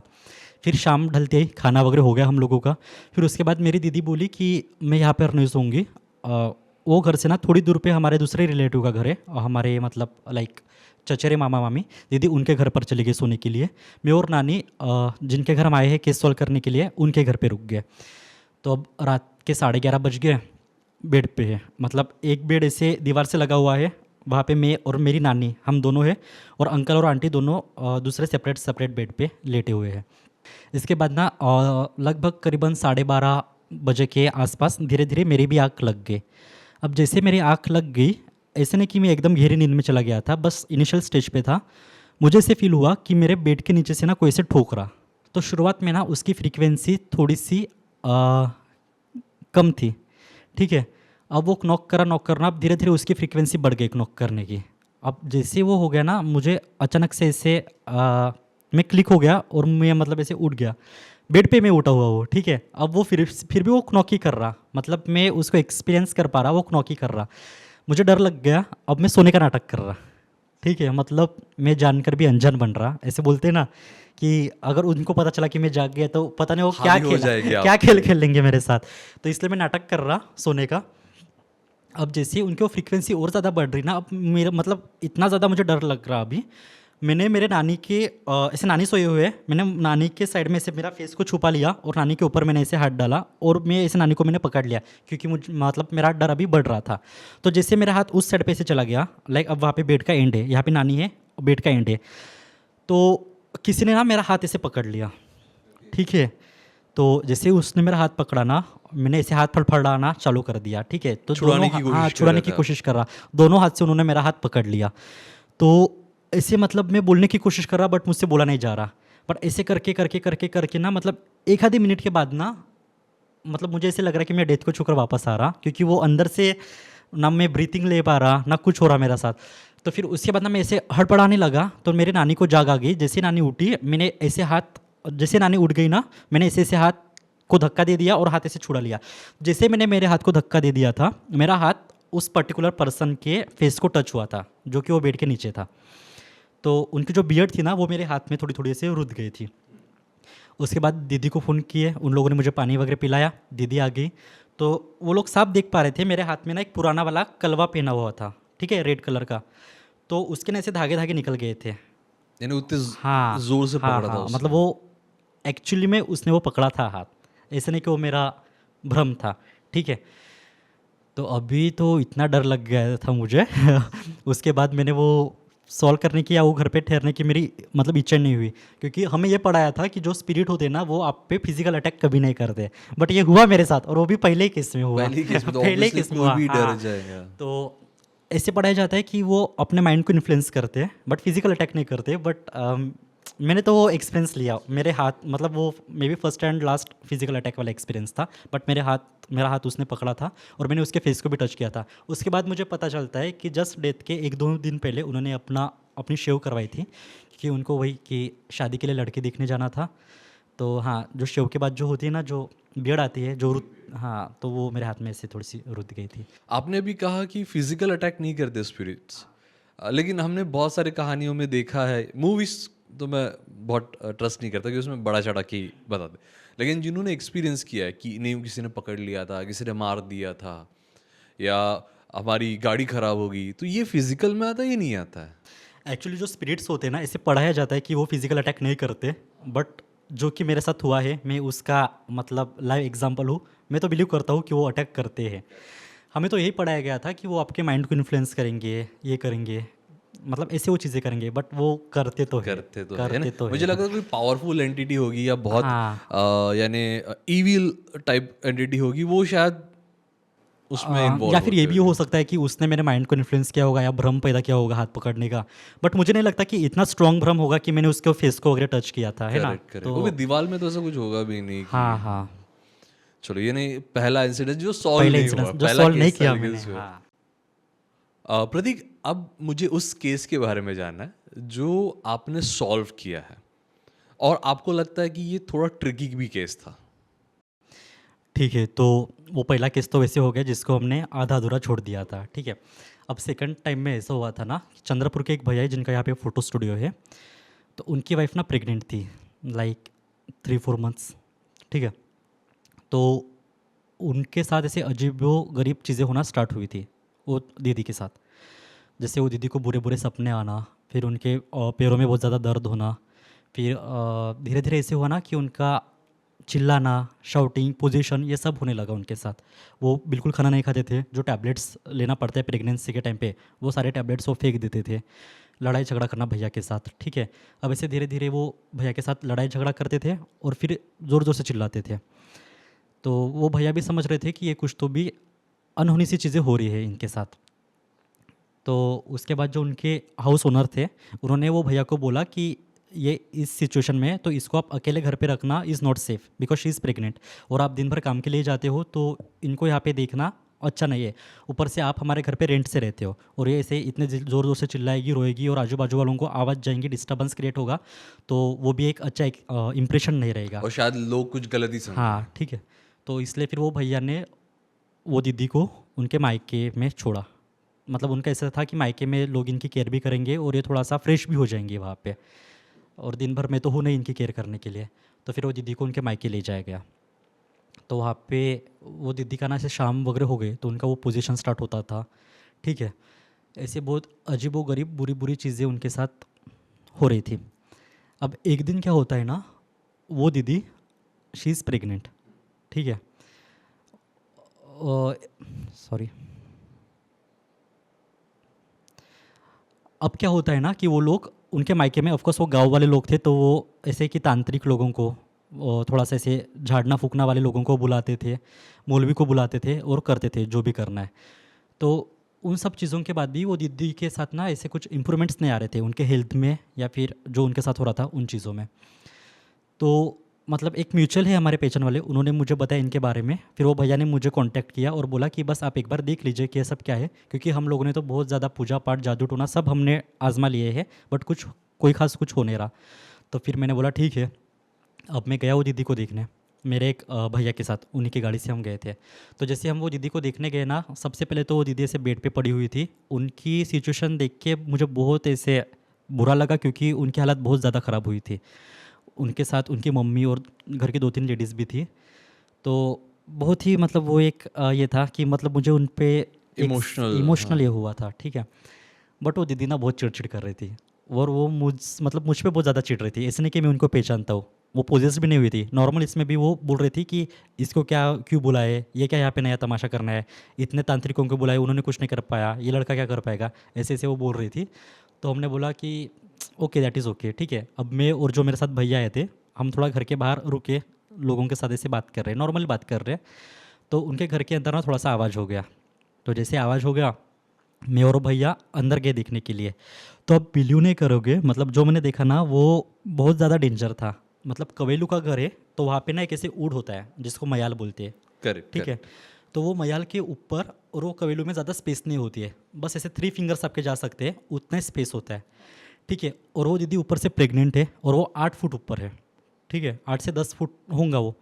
तो वो दीदी वो मयाल पे चल रही उल्टी, कैसे ऐसे हाथ पकड़े, मतलब वो जो मयाल है ना वहाँ पे उन्होंने ऐसे दोनों हाथ डाले हैं और ऐसे दोनों पैर लगाए हैं और वो वहाँ पे ऐसे ऐसे चल रही है, ये बंदर की तरह, जैसे बंदर बंदर की तरह, चलते हैं हाँ। वैसे। और ऊपर से वो प्रेग्नेंट है, ओके। ठीक है। और वो मयाल पे से उल्टी चल रही है ऐसे हाथ पकड़ के, और हाथ भी उन्होंने पता नहीं कैसे एडजस्ट किया, क्योंकि वहाँ पे स्पेस भी नहीं है, जैसे अपने हाँ, 3 लेकिन फिंगर ही चलो जा हाथ सकते हैं। की भी होगी, लेकिन पैर से कैसे पकड़ा होगा ना, हाँ, कि तो वहाँ वो तो वहाँ पैर पे, तो तो वो देख के तो ऑफकोर्स किसी को भी डर लग डर जाएगा। लगता है। करेक्ट। उसके बाद वो नीचे ऐसे टंगती है खुद को, उतरती है और सो जाती है। उसके बाद कुछ टाइम बाद वो फिर से ज़ोर ज़ोर से किलार मार के उठती है, रोती है, थोड़ा ऐसे पोजीशन जैसा उसके साथ हो रहा। अभी ये सब कुछ होने के बाद तो मतलब हम क्या ही करें, ठीक है। उसके बाद मैं गया वहाँ पे, वो स्पिरिट के साथ मैंने कम्युनिकेट करने की कोशिश की। तो वो स्पिरिट धीरे धीरे ऐसे बोलने के लिए मतलब उसका स्टार्ट हो गया, तो वो बोलने लग गई वो दीदी। तो जैसे ही हाँ, ये बहुत बुरी चीज़ है कि अगर कोई इंसान पोजेस होता है तो जो बाकी के लोग होते हैं ना, सब ग्रुप बन के ना, मतलब वो उस इंसान को और ज़्यादा ट्रिगर करते हैं और उस पे लाइक जोक्स क्रैक करना, उसका मजाक छेड़ते उड़ाना, हैं, छेड़ना, हाँ ये छेड़ते बहुत हैं। बुरी चीज़ है, ठीक है। तो दीदी का भाई भी वहाँ पे था। तो वो सब लोग, अब गांव के लोग, ठीक है, गांव के लोग ऐसे बोलना तो नहीं चाहिए। हाँ लेकिन क्या अब कर सकते, फैक्ट है, हाँ, ठीक है। हाँ। अब वो लोग उसको बहुत ज़्यादा छेड़ रहे, कौन है तू, कहाँ से आई है, ऐसे हंस हंस के उसको छेड़ रहे, उसको पूछ रहे। अब वो दीदी के भाई ने उसको क्वेश्चन करता है कि तेरी डेथ कैसे हुई, कैसे मरी तू। तो साइड में एक ना टेबल पे एक प्लेट था फ्रूट्स का, वहाँ पे एक नाइफ था, वो दीदी ने वो नाइफ पकड़ा और बहुत जोर से खुद के पैर को मारा, ऐसे मरी बोल के। अब आप बताओ मुझे, अगर कोई नाटक करने वाला इंसान भी होगा तो वो इतने ज़ोर से एक नाइफ खुद को मारेगा या ऐसे उल्टा चलेगा? फिर इसके बाद मैंने उनके घर वालों के सामने एक क्वेश्चन रखा कि अगर ये सवाल मैं पूछता और वो दीदी ये रिएक्ट करती सेम, खुद को नाइफ मारती, तो आप मुझे क्या बोलते? अभी आपके घर का बंदा है तो इसे कोई कुछ नहीं बोल रहा, बराबर। तो वो नाइफ मारा था उन्होंने, तो फिर वही कि डॉक्टर को वगैरह बुला के उनको थोड़ा ट्रीटमेंट दिया गया। फिर हम उस दिन तो चले गए वापस।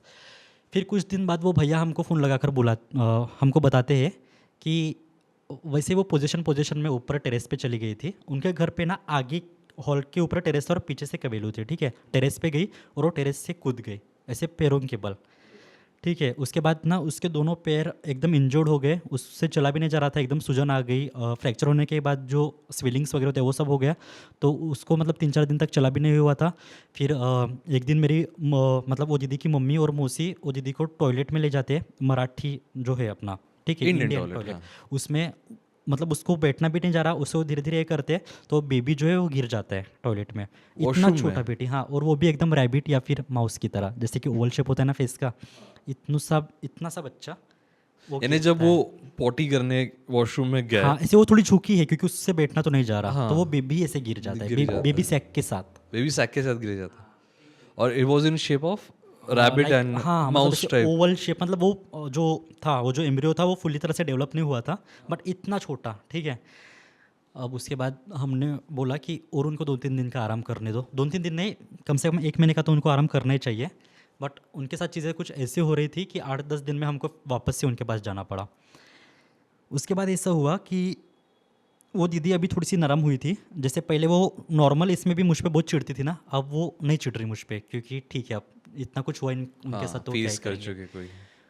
उसके बाद मैंने बोला कि मुझे इनके साथ ना अभी अकेले में बात करनी है, शांत में वार्तालाप करना है, क्योंकि मुझे पता है ये सब लोग रहेंगे तो टॉपिक को कैसे कहीं और ले जाएंगे, छेड़ेंगे, कुछ ना कुछ अपना ही तमाशा चालू करेंगे। तो उसके बाद सब लोग बाहर चले गए, भैया जो थे वो डोर पे थे और मैं वो उनके साथ बात कर रहा, धीरे धीरे धीरे धीरे, मतलब मैं उनके साथ बात करते करते ना अचानक मतलब वो पोजेस हो गए और फिर वो बात करने लगी। उन्होंने काफ़ी चीज़ें बात की, फिर उन्होंने बताया उनकी स्टोरी वगैरह ऐसे।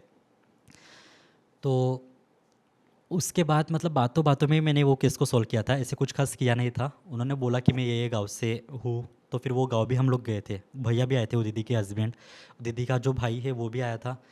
तो उन्होंने जो जो बताया था ना वो सच था, मतलब सब कुछ, मतलब वो जो घर की चीज़ें भी बता रही है वो भी मतलब वैसी की वैसी। एग्जैक्ट वैसे के वैसे है। तो फिर वही हमने बोला कि इसके बाद आपको इनको तंग नहीं करना है, ऐसे वैसे करके हमने उसको सॉल्व किया था। और वो स्पिरिट काफ़ी अच्छी भी थी शायद कि वो मतलब मान गई बातें। तो हाँ, ये केस हमने सॉल्व किया था और थोड़ा सा डेंजर भी थी ये केस। हाँ, क्योंकि ऐसा कोई प्रेग्नेंट लेडी है तो मुझे जैसे लगता है ना, बहुत सारे इमोशनल अटैचमेंट हो जाते हैं घर हाँ, वालों के, हस्बैंड के, आजू बाजू के। तो कुछ भी ऊपर नीचे होना आपके लिए भी डेंजरस था और हाँ। उनके लिए भी डेंजरस था। और मेरे तो घर वाले मुझे हमेशा बोलते हैं कि किसी का कुछ कम ज़्यादा हुआ तो तेरे ऊपर ही आएगा। जैसे ऑब्वियसली, कि उन्होंने टेरेस ऑब्वियसली। से वगैरह कूदा था या फिर जो भी उनके साथ हुई घटना है। तो हाँ। नहीं, मुझे लगता है इसी फील्ड में नहीं, किसी फील्ड में भी चले जाओ, डॉक्टर हाँ, बन जाओ, पुलिस बन जाओ, इंजीनियर बन जाओ, जब सही होता है तो क्रेडिट खुद लेते हैं लोग, और जब किसी में भी बुरा हो जाता है तो बस इसकी वजह से होगा। लेकिन ये आकिया सुनने में थोड़ा सा सही में मुझे भी ऐसा लगा कि वो चलने वाला। अब प्रतीक, हम जिस जगह रहते, शहर में रहते, यहाँ पे ना बहुत सारी चीज़ें सुनी है हमने जगहों के बारे में। तो ऐसे कोई हॉन्टेड प्लेसेस है यहाँ चंद्रपुर पे में आसपास, हाँ। चंद्रपुर में तो काफ़ी सारे हॉन्टेड प्लेसेस है, मैं नाम तो नहीं लूँगा बट है बहुत सारे हॉन्टेड प्लेसेस है, और चंद्रपुर में भी मैंने बहुत सारे केसेस सॉल्व किया है। सॉल्व किया है। हाँ। मैंने आपका भी रिसेंट केस सुना था यहाँ पे, जो रेड लाइट एरिया का था। मैं ज़्यादा वो थोड़ा बताइए हमारे लोगों के लिए, कि मुझे ऐसा लगता है ना चंद्रपुर के लोग उससे ज़्यादा रिलेट कर पाएंगे। हाँ, तो यहाँ पे जो रेड लाइट एरिया है, तो ये मतलब काफ़ी साल पहले की बात है, बहुत साल होंगे उसको, मतलब लाइक 30-40 साल पहले की। नहीं सॉरी, लोगों को बता दीजिए कि ये केस रिसेंट था। हाँ, ये रिसेंट था, मतलब अभी 2024 का केस था। अभी जब ये महानगर पालिका के इलेक्शंस थे ना, ये वो टाइम का वो केस है। time, हाँ। ठीक है, हाँ। तो वहाँ पे ना मतलब ये जो मैं स्टोरी बता रहा ना, ये काफ़ी साल पहले की है। ठीक है, करीबन मतलब 50-60 साल तो हो गए होंगे इस स्टोरी को। तो वहाँ पे ना एक आंटी थी जो कि वहाँ की ओनर थी, और जो वहाँ पे लड़कियाँ लाती थी, रखती थी, मतलब घर वाली या मालकिन जिसको अपन बोलते हैं। प्रोस्टिट्यूशन का ये हाँ, चलाते चलाने थे। वाली आंटी। ठीक है, तो वो तो मतलब साउथर्न साइड की थी। ठीक है, तो वो आंटी जो थी ना, वो इन चीज़ों में बहुत ज़्यादा थी, ब्लैक मैजिक से एंड ऑल। मतलब वो किसी बाबा या पंडित के पास हमेशा उनका आना जाना चालू रहता था। ऊपर से मतलब उनका ऐसा था कि उनके पास जो कस्टमर आ रहे, वो बार बार उनके पास आना चाहिए। मतलब ये सब चीज़ें वो करती थी। यानी वो कस्टमर्स को अट्रैक्ट करने Attract के करना लिए भी वो customers सब को, हाँ। स्पिरिचुअल चीजें होती। एक तो कस्टमर्स को उनको अट्रैक्ट करना है, मतलब जो जा रहा कस्टमर वो बारंबार उनके पास जाए। दूसरा ये कि जो भी लड़कियां हैं, मतलब लाइक उनको वो सम्मोहित करके इस काम में लगा दे। यानी उनका brain wash type brain wash, करके, हाँ, कि वो कुछ ना कुछ। अपने मर्जी से ये काम हाँ, करे। हाँ, ठीक ओके। है। तो ये वो करती थी आंटी। ठीक है, वो टाइम पे। वो टाइम पे तो अभी वो आंटी का उस बाबा के पास आना जाना हमेशा चालू था। वो बाबा जो थे वो ब्लैक मैजिक के लिए फेमस है। ठीक है, पॉपुलर थे। तो एक बार वो बाबा के पास कोई आदमी जाता है, बड़ी पार्टी जाती है, फिर वही उनका कि गुप्त धन है, ऐसा है वैसा है, तो इसके लिए आपको एक बलि देनी पड़ेगी, नर बलि देनी पड़ेगी। मुझे नहीं सही लग रहा कि ये बात ये अपन शेयर कर रहे हैं। हाँ, लेकिन ये फैक्ट है, बहुत हाँ। सारी चीजें हैं। तो ऐसा चालू था उनका। तो अब लाएंगे कहाँ से? अब वो बाबा को क्लिक होता है कि मेरे पास तो मतलब ये मालकिन आती है यहाँ की, तो वो कि मतलब कोई लड़की दे देगी तो अच्छा रहेगा। अब बाबा वो आंटी के साथ बात करते हैं इस विषय में। अब वो आंटी के पास ना एक लड़की ऐसी थी जिसका आगे पीछे कोई नहीं था, और वो अपनी मर्ज़ी से ये काम में आई थी। तो वो आंटी को लगा कि मतलब अगर इसके साथ कुछ हो भी जाता है तो किसको क्या ही पता होता है। तो वो आंटी को उसको इन चीज़ों के लिए तैयार करना था। तो एक दिन ऐसा होता है कि वो जो था उनका, वहाँ पे ना सारी लड़कियों को आंटी छुट्टी देती है, और बस ये लड़की को बुलाती है। वो प्लेस यानी वो जो प्लेस कोठा पे जहाँ चलाते पे, थे हाँ, वहाँ। वो कोठे पे। अब वो कोठे पे वो आंटी, मतलब ये जो गुप्त धन वाले लोग हैं, उनके 2 लोगों को बुलाते हैं एज ए क्लाइंट के तौर पे। तो वो लोग आते हैं। अब ये जो लड़की थी ना, जो कोठे पे थी, वो एक लड़के के प्यार में पड़ गई थी। तो ऑफकोर्स वो लड़के से सारी बातें शेयर करती थी, और वो लड़का चंद्रपुर में था, वो पानठेले वाला था। तो ये जो आंटी का फ़ोन पे बात करना, ये सब चीज़ें वो लड़की थोड़ी अब समझ रही थी। और वो जो लड़का था जो मतलब इसका बॉयफ्रेंड। बॉयफ्रेंड था, वो ये लड़की को बोलता था कि तू वहाँ पे काम कर, बट तू कहीं बाहर मत जा, मतलब बाहर प्लेसेस पे मत जा, क्योंकि आज नहीं तो कल अगर हमारी शादी हो जाती है तो ये चीज़ें मतलब बाहर नहीं आनी चाहिए। तो इसके बाद वो आंटी ने जो क्लाइंट्स बुलाए थे 2, मतलब जो ये लड़की को ले जाने के लिए आए थे, वो लोग आ गए कोठे पे। उसके बाद वो लोग बोलते हैं वो आंटी को, वो लड़की के सामने, कि हम आपको इतने इतने पैसे देंगे, एक रात के लिए हमको लड़की चाहिए, हमें लड़की को बाहर ले जाएंगे। लड़की उसके लिए बिल्कुल भी एग्री नहीं होती है। अब फोर्सफुली वो आंटी और वो 2 लोग वो लड़की को पकड़ना, मारना और उसको ले जाना। ठीक है, अब कोठा कैसा है ना, एक हॉल होता है और छोटे छोटे रूम्स होते हैं, और छोटे छोटे रूम्स पे ना बेड बनाए हुए होते हैं, और बेड भी ना ऐसे सीमेंट के जोते ही बनाए हुए थे। ठीक है, तो वहाँ पे इनका मतलब हाथापाई चालू है। हाथापाई करते करते वो जो लड़की का जो सर है, ये हिंड ब्रेन, वो बहुत ज़ोर से ना वो जो बेड है उसके जो एज पे टकरा जाता है। उसके बाद ऐसा होता है, फिर वो लड़की चिल्लाने लगी, और उस टाइम पे यहाँ पे एक बेगम थी जिसका बहुत दबदबा था वो कोटे में, सब लोग उसको डरते थे। अभी आंटी डर गई कि वो बेगम तक ये बात जाएंगी। अब वो उसका मुंह दबा रहे, सब कुछ कर रहे हैं, और ऐसे ऑलरेडी वो बहुत ज़्यादा इंजर्ड हो गई थी, और कुछ टाइम बाद वो लड़की की डेथ हो जाती है हाथापाई में। हालांकि वो टकराने से भी डेथ हो सकती है, या फिर उन लोगों ने उसको मार डाला था। ठीक है, अब डेथ हो जाने के बाद उस लड़की को वहाँ से निकालेंगे कैसे, ये बहुत बड़ा सवाल था। तो उसके पीछे ना पूरा ओपन प्लेस है, मतलब एक हाँ, फिर तो वो तो एरिया ही काफी बड़ा और स्प्रेड है। एक ऐसे नाला वगैरह है, और उसके पीछे तो पूरा ओपन प्लेस है, मतलब कोई लोगों की वस्ती वगैरह नहीं है वहाँ पे। तो जैसे वैसे इन लोगों ने उसको ठिकाने लगा दिया होगा, हाँ, जो भी किया होगा। हाँ, फिर उसके बाद वो आंटी ने भी वो कोठा खाली करवाया, और वो आंटी चली गई, मतलब आंध्र चली गई। एक्चुअली वहाँ पे जितने भी कोठे हैं ना, वो उन्होंने, ये जो आंटियाँ वगैरह है, लड़के, इन्होंने वो रेंट से लिए हैं। ठीक है, और वहाँ पे वो ये काम चलाते हैं। अब उसके बाद ये अभी की बात है, अभी हाँ, वहाँ यानी पे ये हाँ, अभी 30 जो मैंने 40 बताया वो अभी- हिस्ट्री है, हाँ, ठीक है। history अभी थी। हम प्रेजेंट में आ गए, करंट। अब करंट सिचुएशन में क्या होता है ना, एक दीदी है वहाँ पे, तो वो भी 33 ईयर्स की वगैरह होगी, वो वहाँ पे अभी मालकिन है, तो वो भी अपने अंडर में 5-6 लड़कियाँ रखती है। तो उन्होंने एक लड़की लाई थी, 2 लड़कियाँ उन्होंने लाई कोलकाता से। तो ये दोनों लड़कियाँ वो आ गई वहाँ पे वो घर में। अब वो घर में आने के बाद ना, वो दोनों लड़कियों को ना वहाँ पे ऐसे थोड़ा नेगेटिव फील हो रहा। मतलब वो दोनों लड़कियाँ एक दूसरे के साथ बिल्कुल भी बात नहीं कर रहे। मतलब वो जो दीदी थी, जो मालकिन है, उसने ऐसे कंटिन्यू 3 ऐसे कोठे लिए हैं रेंट से। तो एक कोठे में 3 रूम है जहाँ पे ये 2 लड़कियाँ वो दीदी ने रखा था। तो लड़कियाँ वो कोठे पे एक दूसरे के साथ बिल्कुल भी बात नहीं कर रही। उसके बाद वो लोग रात को जब सो रहे ना, तो उनको झाड़ू मारने का आवाज़ आ रहा, या फिर जैसे कि गेहूँ या चावल से चुनते नहीं क्या, हाँ हाँ उनको वो आवाज़ आ रहा। पाखड तो ज्याला आपण हाँ मराठीत हाँ, म्हणतो. उनको वो आवाज़ें आ रही, वो दोनों लड़कियों को, उनको मतलब महसूस हो रहा कि कोई तो भी आसपास से जा रहा, गुजर रहा, ऐसे वैसे। इसके बाद जो दूसरी लड़की थी ना, मतलब उसके बिहेवियर में भी काफ़ी चेंजेस आ रहे, जो ये लड़की ये कर पा रही, मतलब देख पा रही, बट ये दोनों एक दूसरे के साथ बिल्कुल भी बात नहीं कर रहे। उसके बाद मतलब कोई भी कस्टमर आता था उनके पास, तो वो कस्टमर लाइक जाता था अंदर, और वो वहाँ पे मतलब कैसे बोलूँ मैं, मतलब ये इल्यूजन था या क्या वो नहीं बता सकते अपन। वो जो कस्टमर था ना, वो अंदर 1 घंटा बिताता था, बट बाहर आने के बाद मतलब 5 मिनट में वो बाहर आता था। यानी उसे लगता था कि मैं अंदर 1 घंटा हूँ, लेकिन वो रियलिटी में 5 मिनट में ही बाहर आ जाता अभी था. जैसे 4-5 लड़के गए, हाँ। ठीक है, अभी तो आजू बाजू के घर में गए, सही बात अभी है. मस्ती मजाक में ये घर पे चला गया। कभी ऐसा होता था और कभी वाइस वर्सा होता था, मतलब वो अंदर उसको 5 मिनट का फील होता था, बट वो 1 घंटा हो जाता था। मतलब ये टाइम का जो खेल है ना, वो चालू हुआ था। उसके बाद जो नई लड़की लाई थी वहाँ पे कोलकाता से, मतलब वो भी 20-22 साल की होंगी, तो उसके पीरियड्स बंद हो गए। पहले तो इन लोगों को डाउट आया कि प्रेगनेंसी Pregnant की होगी, वजह से हाँ. वगैरह होगा, बट नहीं, वो प्रेग्नेंट तो बिल्कुल नहीं थी। तो उसको ना करीबन मतलब ऐसे उसको पीरियड्स आ ही नहीं रहे थे।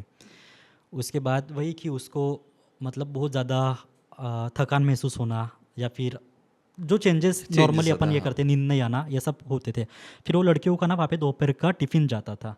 तो टिफ़िन में जिस दिन नॉनवेज जाता था ना, तो जो पीस होते थे वो गायब टिफ़िन में से, जो चिकन के पीसेस वगैरह होते थे ना, वो रहते ही नहीं थे। मतलब सिर्फ सालन या हाँ, रस्सा, ग्रेवी. ग्रेवी रहती थी, ठीक है।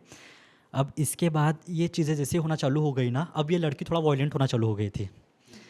अब जैसे कि कस्टमर को वो तो बाहर से इशारे देके बुला रही है, अंदर ले जा रही है, कस्टमर आ रहा है, जैसे कस्टमर आ रहा है वो उसको लात मार के भगा रही, या चिल्ला रही, या मार रही।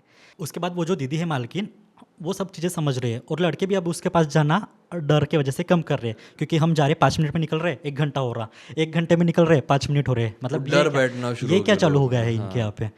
और वो लड़की भी अंदर जा रही है, ऐसे बाल खुल के वो बुला रही, इशारे कर रही, मतलब ये कुछ ना कुछ ऐसे मतलब चालू है हॉन्टेड। अब ये चीज़ें ना मतलब वहाँ पे इधर उधर फैलने लग गए। तो दीदी ने थोड़ा सा वहाँ पे पंडित जी को बुलाया, पूजा पाठ वगैरह कराया। फिर उसके बाद वो दीदी ने मुझसे कंसल्ट किया, फिर बोला कि आप एक बार आके देख लीजिए, क्योंकि एक बार ऐसे हुआ था ना कि वो दीदी वहाँ पे सोई हुई थी, जो मालकिन है वो भी वहाँ पे सोई हुई थी लड़कियों के साथ, और दीदी का ना किसी ने से पैर खींचा था। पहले तो कंबल खींच लिया था, ब्लैंकेट, और उसके बाद ना पैर खींचा था। तो इसके बाद वो दीदी श्योर हो गई थी कि है कुछ ना कुछ। अब इसके बाद जब मैं वहाँ पे गया ना, तो वहाँ पे जाने के बाद ही ना मतलब मुझे बहुत नेगेटिव लग रहा, मतलब पर्टिकुलरली वो कोठे पे मुझे बहुत ज़्यादा नेगेटिव फील हो रहा। और जो लड़की थी, मैं उसके साथ भी बात कर रहा ना, तो भी मतलब मुझे ऐसे एकदम ऐसे ड्रेन फील हो रहा, ठीक है। उसके बाद बोला मैंने कि मुझे एक रात ना यहीं पे स्टे करना है। तो वो बोले कि रात को तो स्टे नहीं कर सकते अपन, बट एक दिन हम निकालते जब आप स्टे कर पाओगे। तो मतलब लकीली तभी महानगर पालिका के इलेक्शंस चल रहे थे, और वो था कि कोठे रात को 10 बजे बंद होने जाने चाहिए, और रात भर वहाँ पे कुछ नहीं, अभी भी बंद हो जाते हैं वैसे जल्दी। तो बंद हो गया कोठा। अब वहाँ की जो लड़कियाँ हैं वो बाहर जाती है, रूम करके रहते हैं, वहाँ बाहर जाके रुकते हैं। अब मैं वहाँ पे गया, मेरे साथ वो दीदी भी आई, मेरा एक दोस्त भी आया। अब वहाँ पे हमको नाइट बितानी है। मैंने बोला कि तुम लोग दूसरे जगह जाओ, ये कोठे पे मैं अकेला रहूँगा। उन्होंने बोला ठीक है। अब मैं वहाँ पे सो गया, ठीक है। अब वो कुंटन खाने में एक कटिया थी बाहर के हॉल में, वो खटिया पे मैं सो गया। अब मैं सो गया, तो सोने के बाद ना मुझे सपना आता है कि मतलब कोई मेरा पैर खींचता है, मुझे उठाता है, मैं उठता हूँ, मैं एक लड़की को देखता हूँ, मतलब लड़की ऐसे शाडो टाइप लड़की, वो बाहर मतलब अंदर वो ऐसे दौड़कर चली गई। मैं वो लड़की के पीछे जाता हूँ अंदर, कोई नहीं है। उसके बाद जो कुंटन खाना है, मतलब एक छोटा सा रूम है जहाँ पे वो चलता है उनका काम। उसके बाद वो रूम को एक ना बैक डोर भी है, मतलब लाइक पुलिस वगैरह नहीं तो भागने के लिए। वो डोर से मैं बाहर जाता हूँ, मतलब पिछले सेक्शन में वो कोर्ट रूम के। तो वहाँ पे ना एकदम सन्नाटा है, शांत है और सपना है मुझे, ठीक है। और अब एक सॉइल है, सॉइल में से अचानक हाथ निकल के आता है और इसे हिलता है, मतलब आ जाओ इधर बोल के। मैं डर जाता हूँ, मैं दौड़ कर आ जाता हूँ अंदर जहाँ पे मैं सोया था, उस रूम में मैं वापस आ जाता हूँ और मैं देखता हूँ कि मैं खुद वहाँ पे सोया हुआ हूँ। समझ गए आप, मतलब मैं खुद को वहाँ पर सोया हुआ देख रहा हूँ। इसके बाद ना मुझे वो स्लीप पैरालिसिस हो गया था, मुझे कुछ समझ में नहीं आ रहा था। उसके बाद कम से कम 1 घंटे में मैं होश में आ गया, मतलब मैं वो नींद से जग गया। दूसरे दिन मैं दीदी को बताता हूँ कि मुझे ऐसे ऐसे दिखा, तो अपन थोड़ा सा वहाँ पे छानबीन कर सकते हैं क्या, मतलब अपन देख देख सकते हैं क्या कि वहाँ पे क्या है। तो दीदी ने बोला ठीक है, मतलब क्यों नहीं। तो हमने वहाँ पे खुदाई की। मुझे तो ऐसे लग रहा था कि वहाँ पे हमको कुछ स्केलेटन वगैरह मिलेगा, तो वहाँ पे स्केलेटन नहीं मिली हमको ना, वहाँ पे बोन्स से बनी हुई डॉल मिली। कोड़िया, किससे बनी हुई? बोन्स से बोन बनी, से हाँ, बनी डॉल। हुई डॉल मिली। कुछ बोन्स थे और कोड़िया थी, तो वो मिला हमको। फिर हमने उसको निकाला, फिर थोड़ा सा हमने उसको मतलब नदी में विसर्जन वगैरह हम उसका करके आए। पूजा वगैरह करे। पूजा करना मतलब कि वही कि मतलब अपन खुद को प्रिपेयर करते हैं, या मतलब वो एक है कि अभी ठीक है यहाँ पे पॉजिटिविटी आ गए, तो ये हमने करा था। बट वही कि यहाँ पे भी मैंने गैजेट्स वगैरह यूज़ नहीं किए थे बिल्कुल भी। जस्ट मैं सोया था, मैं उठकर गया, मैं आके देखता हूँ मैं खुद सोया हुआ हूँ। मतलब कुछ ना कुछ, ये बोलते हैं ना कि पैरेलल वर्ल्ड में कुछ ना चल रहा, तो शायद वो यहाँ पे हुआ था। मुझे लगता है आपने जो सबसे स्टार्टिंग में था साइकिक इंट्यूशंस आपके हाँ रहते हैं जो ये जानने में और सॉल्व करने में हेल्प करते हैं, दैट माइट बी द हाँ, thing. That might be the thing. अब मैं आपको एक किस्सा सुनाना चाहूँगा। एक बार ना हमने एक केस सॉल्व किया, और करीबन रात के मतलब 12 बजे की बात है। तो जो भैया थे मेरे साथ, उनको आष्टी जाना था और मुझे गोंडपिपरी, मेरे होम टाउन। तो आष्टी मीन्स ये चंद्रपुर गढ़चिरोली आष्टी? हाँ हाँ, मतलब चंद्रपुर बल्लार शाह कोट, मतलब चंद्रपुर बल्लार शाह कोठारी गोंडपिपरी आष्टी, उनको आष्टी जाना था और मुझे गोंडपिपरी जाना था। तो हमने केस सॉल्व किया। अब रात को मतलब 12 बजे के बाद ही भैया को भी आष्टी जाना था, तो मैंने बोला कि चलो अभी निकल जाते हैं। अब हम दोनों जा रहे, कार में हम दोनों बैठकर जा रहे हैं। उसके बाद ना आपको बल्लार शाह के पास वाला एक टोलना का पता होगा, वहाँ पे एक आदमी हमारी गाड़ी को रुकता है और वो लिफ्ट मांगता है। मुझे ऐसे लगा कि मे बी वो वहाँ टोल नाके पे ही काम करने वाला कोई एम्प्लॉय होगा, तो उसको लिफ्ट चाहिए। तो हमने उसको गाड़ी में बिठा लिया। तो उसके बाद वो बोलता है कि मुझे कोठारी तक आप छोड़ दोगे। हमने बोला ठीक है। तो भैया और मैं तो गाड़ी में बात कर रहे, वो आदमी बिल्कुल बात नहीं कर रहा, बस वो ऐसे नीचे देख रहा। तो ठीक है, मतलब वो हमको पहचानता नहीं तो क्या ही बात करेगा। कोठारी गए हम लोग। तो फिर वहाँ पे हमने बोला कि अब भाई आप उतर जाइए। तो वो बोलता है नहीं, आगे जो कोठारी का तालाब है ना, मतलब मुझे वहाँ पे और उतरना है, तो आप वहाँ तक मुझे लिफ्ट दे सकते हो। तो मुझे ना थोड़ा सा ऐसे क्लिक हो गया था। तो हमने थोड़ा आगे ले गई गाड़ी। फिर वो तालाब वगैरह था जहाँ पे कोठारी का, हमने वहाँ पे स्टॉप किया। उसके बाद हमने उसको बोला कि अभी आप उतर जाओ। तो वो बोलता है नहीं, आगे और एक नाला है ना, मुझे वहाँ पे उतरना है। अब तो मतलब भैया और मैं हम एक दूसरे को देखने लगे और हमको समझ में आ गया कि कुछ सही नहीं है। तो वो भैया ने उनको मतलब चिल्लाया, मतलब मराठी में पाटिल बोलते हैं, पाटिल आता तुम्हें उतरून जा, ऐसे बोल के मतलब थोड़ा चिल्ला के उनको हमने वहाँ पे ड्रॉप कर दिया। उसके बाद भैया और मैं आ रहे हैं, तो जंगल स्टार्ट हुआ, ठीक है। अब जंगल में ना भैया ने गाड़ी स्टॉप कर दी और वो भैया ज़ोर ज़ोर से चिल्लाने लगे, ज़ोर ज़ोर से चिल्लाने लगे। वो बात भी नहीं कर रहे। तो मैं भैया को, मतलब मैं भैया की बहुत रिस्पेक्ट करता हूँ, बट वो इतना ज़्यादा शॉकिंग में थे चिल्लाने। मैं बोलता हूँ चूतिए क्या तू चिल्ला रहा, क्या हुआ भैया, शांत तो हो जाओ। मैं उनको चूतिए वगैरह बोल रहा, ठीक है। वो भैया बोलते आगे देख, मतलब वो बोल भी नहीं पा रहे वो। तो वो भैया को क्या दिखा था, जिस आदमी को हमने लिफ्ट दी थी ना, वहाँ पे उसका एक्सीडेंट हुआ था। वहाँ पे वो आदमी की डेथ हुई थी, मतलब वो अपने टू व्हीलर और के वो साथ वहाँ आपको पे नहीं दिख गिरा रहा था। है? वो मुझे नहीं दिख रहा था, मुझे दूसरा कुछ दिख रहा। मुझे क्या दिख रहा है ना कि वो रोड पे ना ऐसे कैटल्स बैठे हुए हैं, गाय बैल जो है वो बैठे हुए हैं। भैया को वो दिख रहा है और मुझे ये दिख रहा। मैं समझ गया कि ये दोनों भी चीज़ें सच नहीं है। मैंने बोला कि तू चला गाड़ी भैया, मतलब चलाओ गाड़ी, अपन निकलते हैं। हमने ऐसे बजरंगबली का नाम लेके गाड़ी चला दी और हम चले गए। फिर इसके बाद ना वो भैया के साथ बहुत कुछ ऐसे बुरा होना स्टार्ट हो गया। कुछ केसेस हुए इनके साथ जो बहुत बुरे हुए। उसके बाद मतलब कहीं ना कहीं उनकी फैमिली इसका जिम्मेदार मुझे मानती है। तो उसके बाद मेरी भी हिम्मत नहीं हुई थी उनके साथ बात करने की वगैरह, बट ठीक है अभी हम ऐसे कर लेते हैं। हाँ, तो मतलब यही होता है कि अगर आप किसी पैरानॉर्मल इन्वेस्टिगेटर के साथ काम करते हो या जाते हो, तो अगर वो कुछ नहीं भी होगा ना और आपके साथ कुछ बुरा होगा, तो आपको लगेगा कि ये उसकी वजह से ही हुआ है। हाँ। सही कहा। और मुझे ऐसा भी लगता है ना, जब आप किसी एक पर्टिकुलर फील्ड में काम करते हो या मोस्टली ऐसी चीज़ों में काम करते हो, तो आपके लाइफ में कुछ भी अच्छा घटे या बुरा घटे तो हम उसी को रीज़न मान के चलते हैं। I think that is because of in our mind. ये तो बहुत अच्छा रहा सर। वैसे आपके पास बहुत सारी स्टोरीज होगी, बहुत सारे वाक्य होंगे, लेकिन मुझे कुछ और टॉपिक पे बात करना है जो बहुत सेंसिटिव है। मुझे ऐसा लगता है the reason behind that, specially हम लड़कों के लिए, हम लड़कों में ना एक खुजली होती है, sorry to say that, but एक और एक वर्ड होता है, don't want to say, but चूल होती है ना, कि हमें जंगलों में घूमना है, हमें ना हॉन्टेड प्लेसेस को एक्सप्लोर करना है। uh, हमने कई सारी ये ऐसी घटनाएं सुन रखी है, बट बच्चे आजकल के या हम भी जब हम यंग एज में थे इन चीज़ों की रिस्पेक्ट नहीं करते थे, चाहे वो जंगल हो, ऐसे स्पिरिचुअल चीज़ें हो या हॉन्टेड चीज़ें हो। तो I think we should respect that, first thing. But explore तो करना है अभी, तो ऐसे जगह पे जाने से पहले, ये जाते वक्त ऐसी कौन सी रेमेडीज है जो हम लोगों को करनी चाहिए, हमें पता रहनी चाहिए, इसके बारे में थोड़ा बताइए। सबसे पहली बात तो मैं ये बोलना चाहूँगा कि ऐसे प्लेसेस पे जाकर ना कुछ ऐसे एडवेंचर मत करो या फिर ऐसे मस्ती मजाक मत करो। अगर आप जा भी रहे हो तो उस प्लेस पे जाके ना मतलब ऐसे उसके ऊपर जोक क्रैक करना, ठीक है, ये नहीं करना चाहिए। क्योंकि आपके साथ तभी नहीं होगा, 1 महीना 2 महीना नहीं होगा, बट जब उसको उसका खेल खेलना है वो खेल ही लेगा। ऐसे प्लेसेस पे जाने के बाद ना, क्या आप मुझे सुन सकते हो, मैं यहाँ आपसे बात करने आया हूँ, मैं आपकी मदद करने आया हूँ, ये हमको बोलना ही नहीं है। हाँ, ये ना मूवीज, सॉरी टू मूवीज़ में मूवीज ने बहुत मूवीज़ में खराब देख कर देख रखा कर लोग ऐसे करते हैं कि मैं यहाँ आपसे बात करने आया हूँ, या क्या आप मेरे साथ बात करोगे, मैं आपकी मदद करने आया हूँ। ये सब कभी हमको करना नहीं है। उसके बाद ना ऐसी जगह पर जाकर ड्रिंकिंग वगैरह हमें करना नहीं है, ठीक है। उसके बाद कभी भी अगर आप ऐसी जगह से आते हो तो आपको क्लींजिंग करना है, क्लींजिंग करना बहुत आवश्यक है। नॉर्मल क्लींजिंग मैं आपको बताता हूँ, आपको बस आपके नहाने के पानी में थोड़ा सा सॉल्ट डालना है, सॉल्ट ऐसे से लगाना है। सॉल्ट मतलब आयन से, NaCl, Na+Cl-, तो वो मतलब इसका थोड़ा साइंटिफिक रीज़न भी है। तो आपको वो सॉल्ट से खुद की क्लींजिंग करनी है, या फिर वही कि आपको हाथ पैर धोने हैं अच्छे से, तलवों को अच्छे से धोना है, ठीक है। तो ये सब मतलब बेसिक चीज़ें हैं जो बहुत इजीली आप कर सकते हो, तो आपको इन चीज़ों का थोड़ा सा ख्याल रखना चाहिए। और वही कि जहाँ पे आप जा रहे हैं ना, मेरे साथ चलो, ये चलो, ऐसे चलो, ये सब नहीं बोलना चाहिए, या फिर मस्ती मजाक तो करना ही नहीं चाहिए इन चीज़ों को लेकर। हाँ, क्योंकि बस ये आपको हॉन्टेड एक्सपीरियंस ही नहीं देंगे, ये ना आपके ग्रह खराब करेंगे। मतलब आपके लाइफ में डाउनफॉल आना स्टार्ट होगा, फाइनेंशियल लॉस, फैमिली प्रॉब्लम्स, मतलब कुछ भी होगा, बट वो होगा ही होगा। बहुत सही कहा सर आपने। I think this remedies are really simple, और मुझे लगता है कि जो लोग एक्सप्लोर करना चाहते हैं haunted places and all, it will be really easy for them to practice this. I think this will be really helpful. Sir, अब आते हैं नेक्स्ट क्वेश्चन पे। I mean next, not a question, a doubt.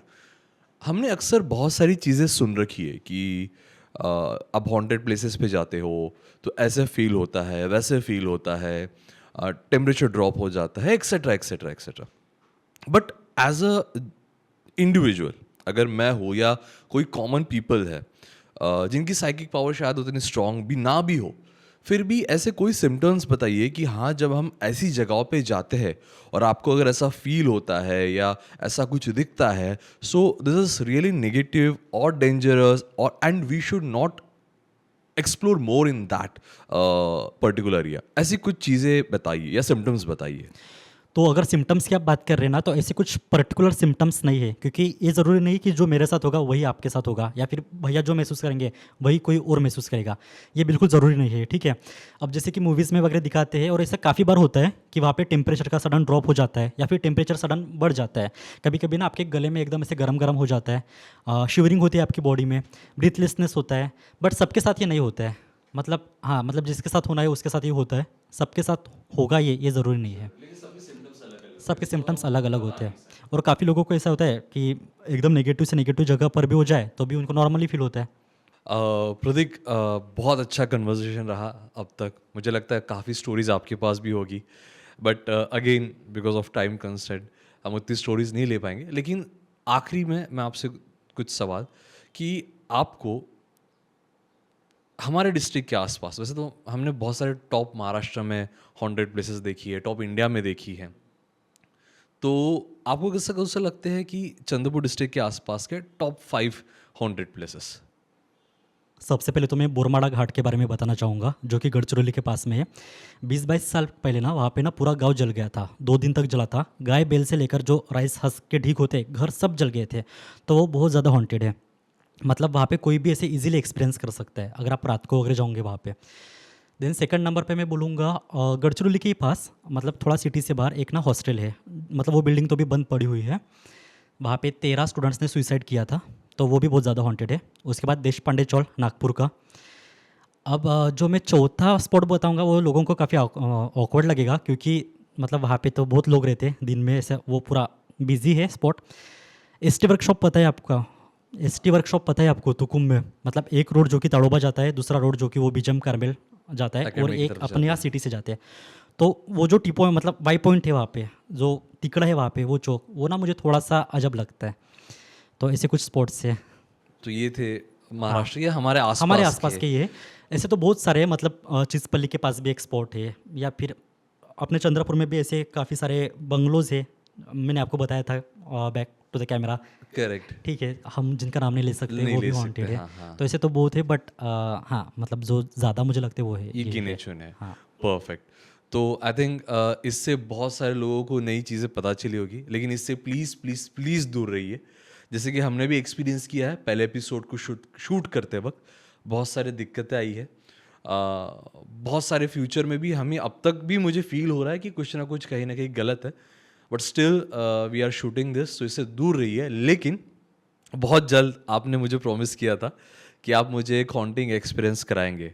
तो प्रतीक जी हमें बहुत जल्द एक ऐसे स्पॉट पे ले जाने वाले हैं जहाँ पे हम एक्चुअल शूट करेंगे, एक हॉन्टिंग एपिसोड लेके आएंगे। अगर आपको ऐसा लगता है कि एपिसोड आना चाहिए तो ज़्यादा से ज़्यादा कमेंट कीजिए, शेयर कीजिए, लाइक कीजिए, और प्लीज़ प्लीज़ प्लीज़ सब्सक्राइब कीजिए, ताकि हम लोगों को समझ आए कि आपको ऐसे हॉन्टिंग एक्सपीरियंस को देखने में मज़ा आता है, and we can shoot episode for you.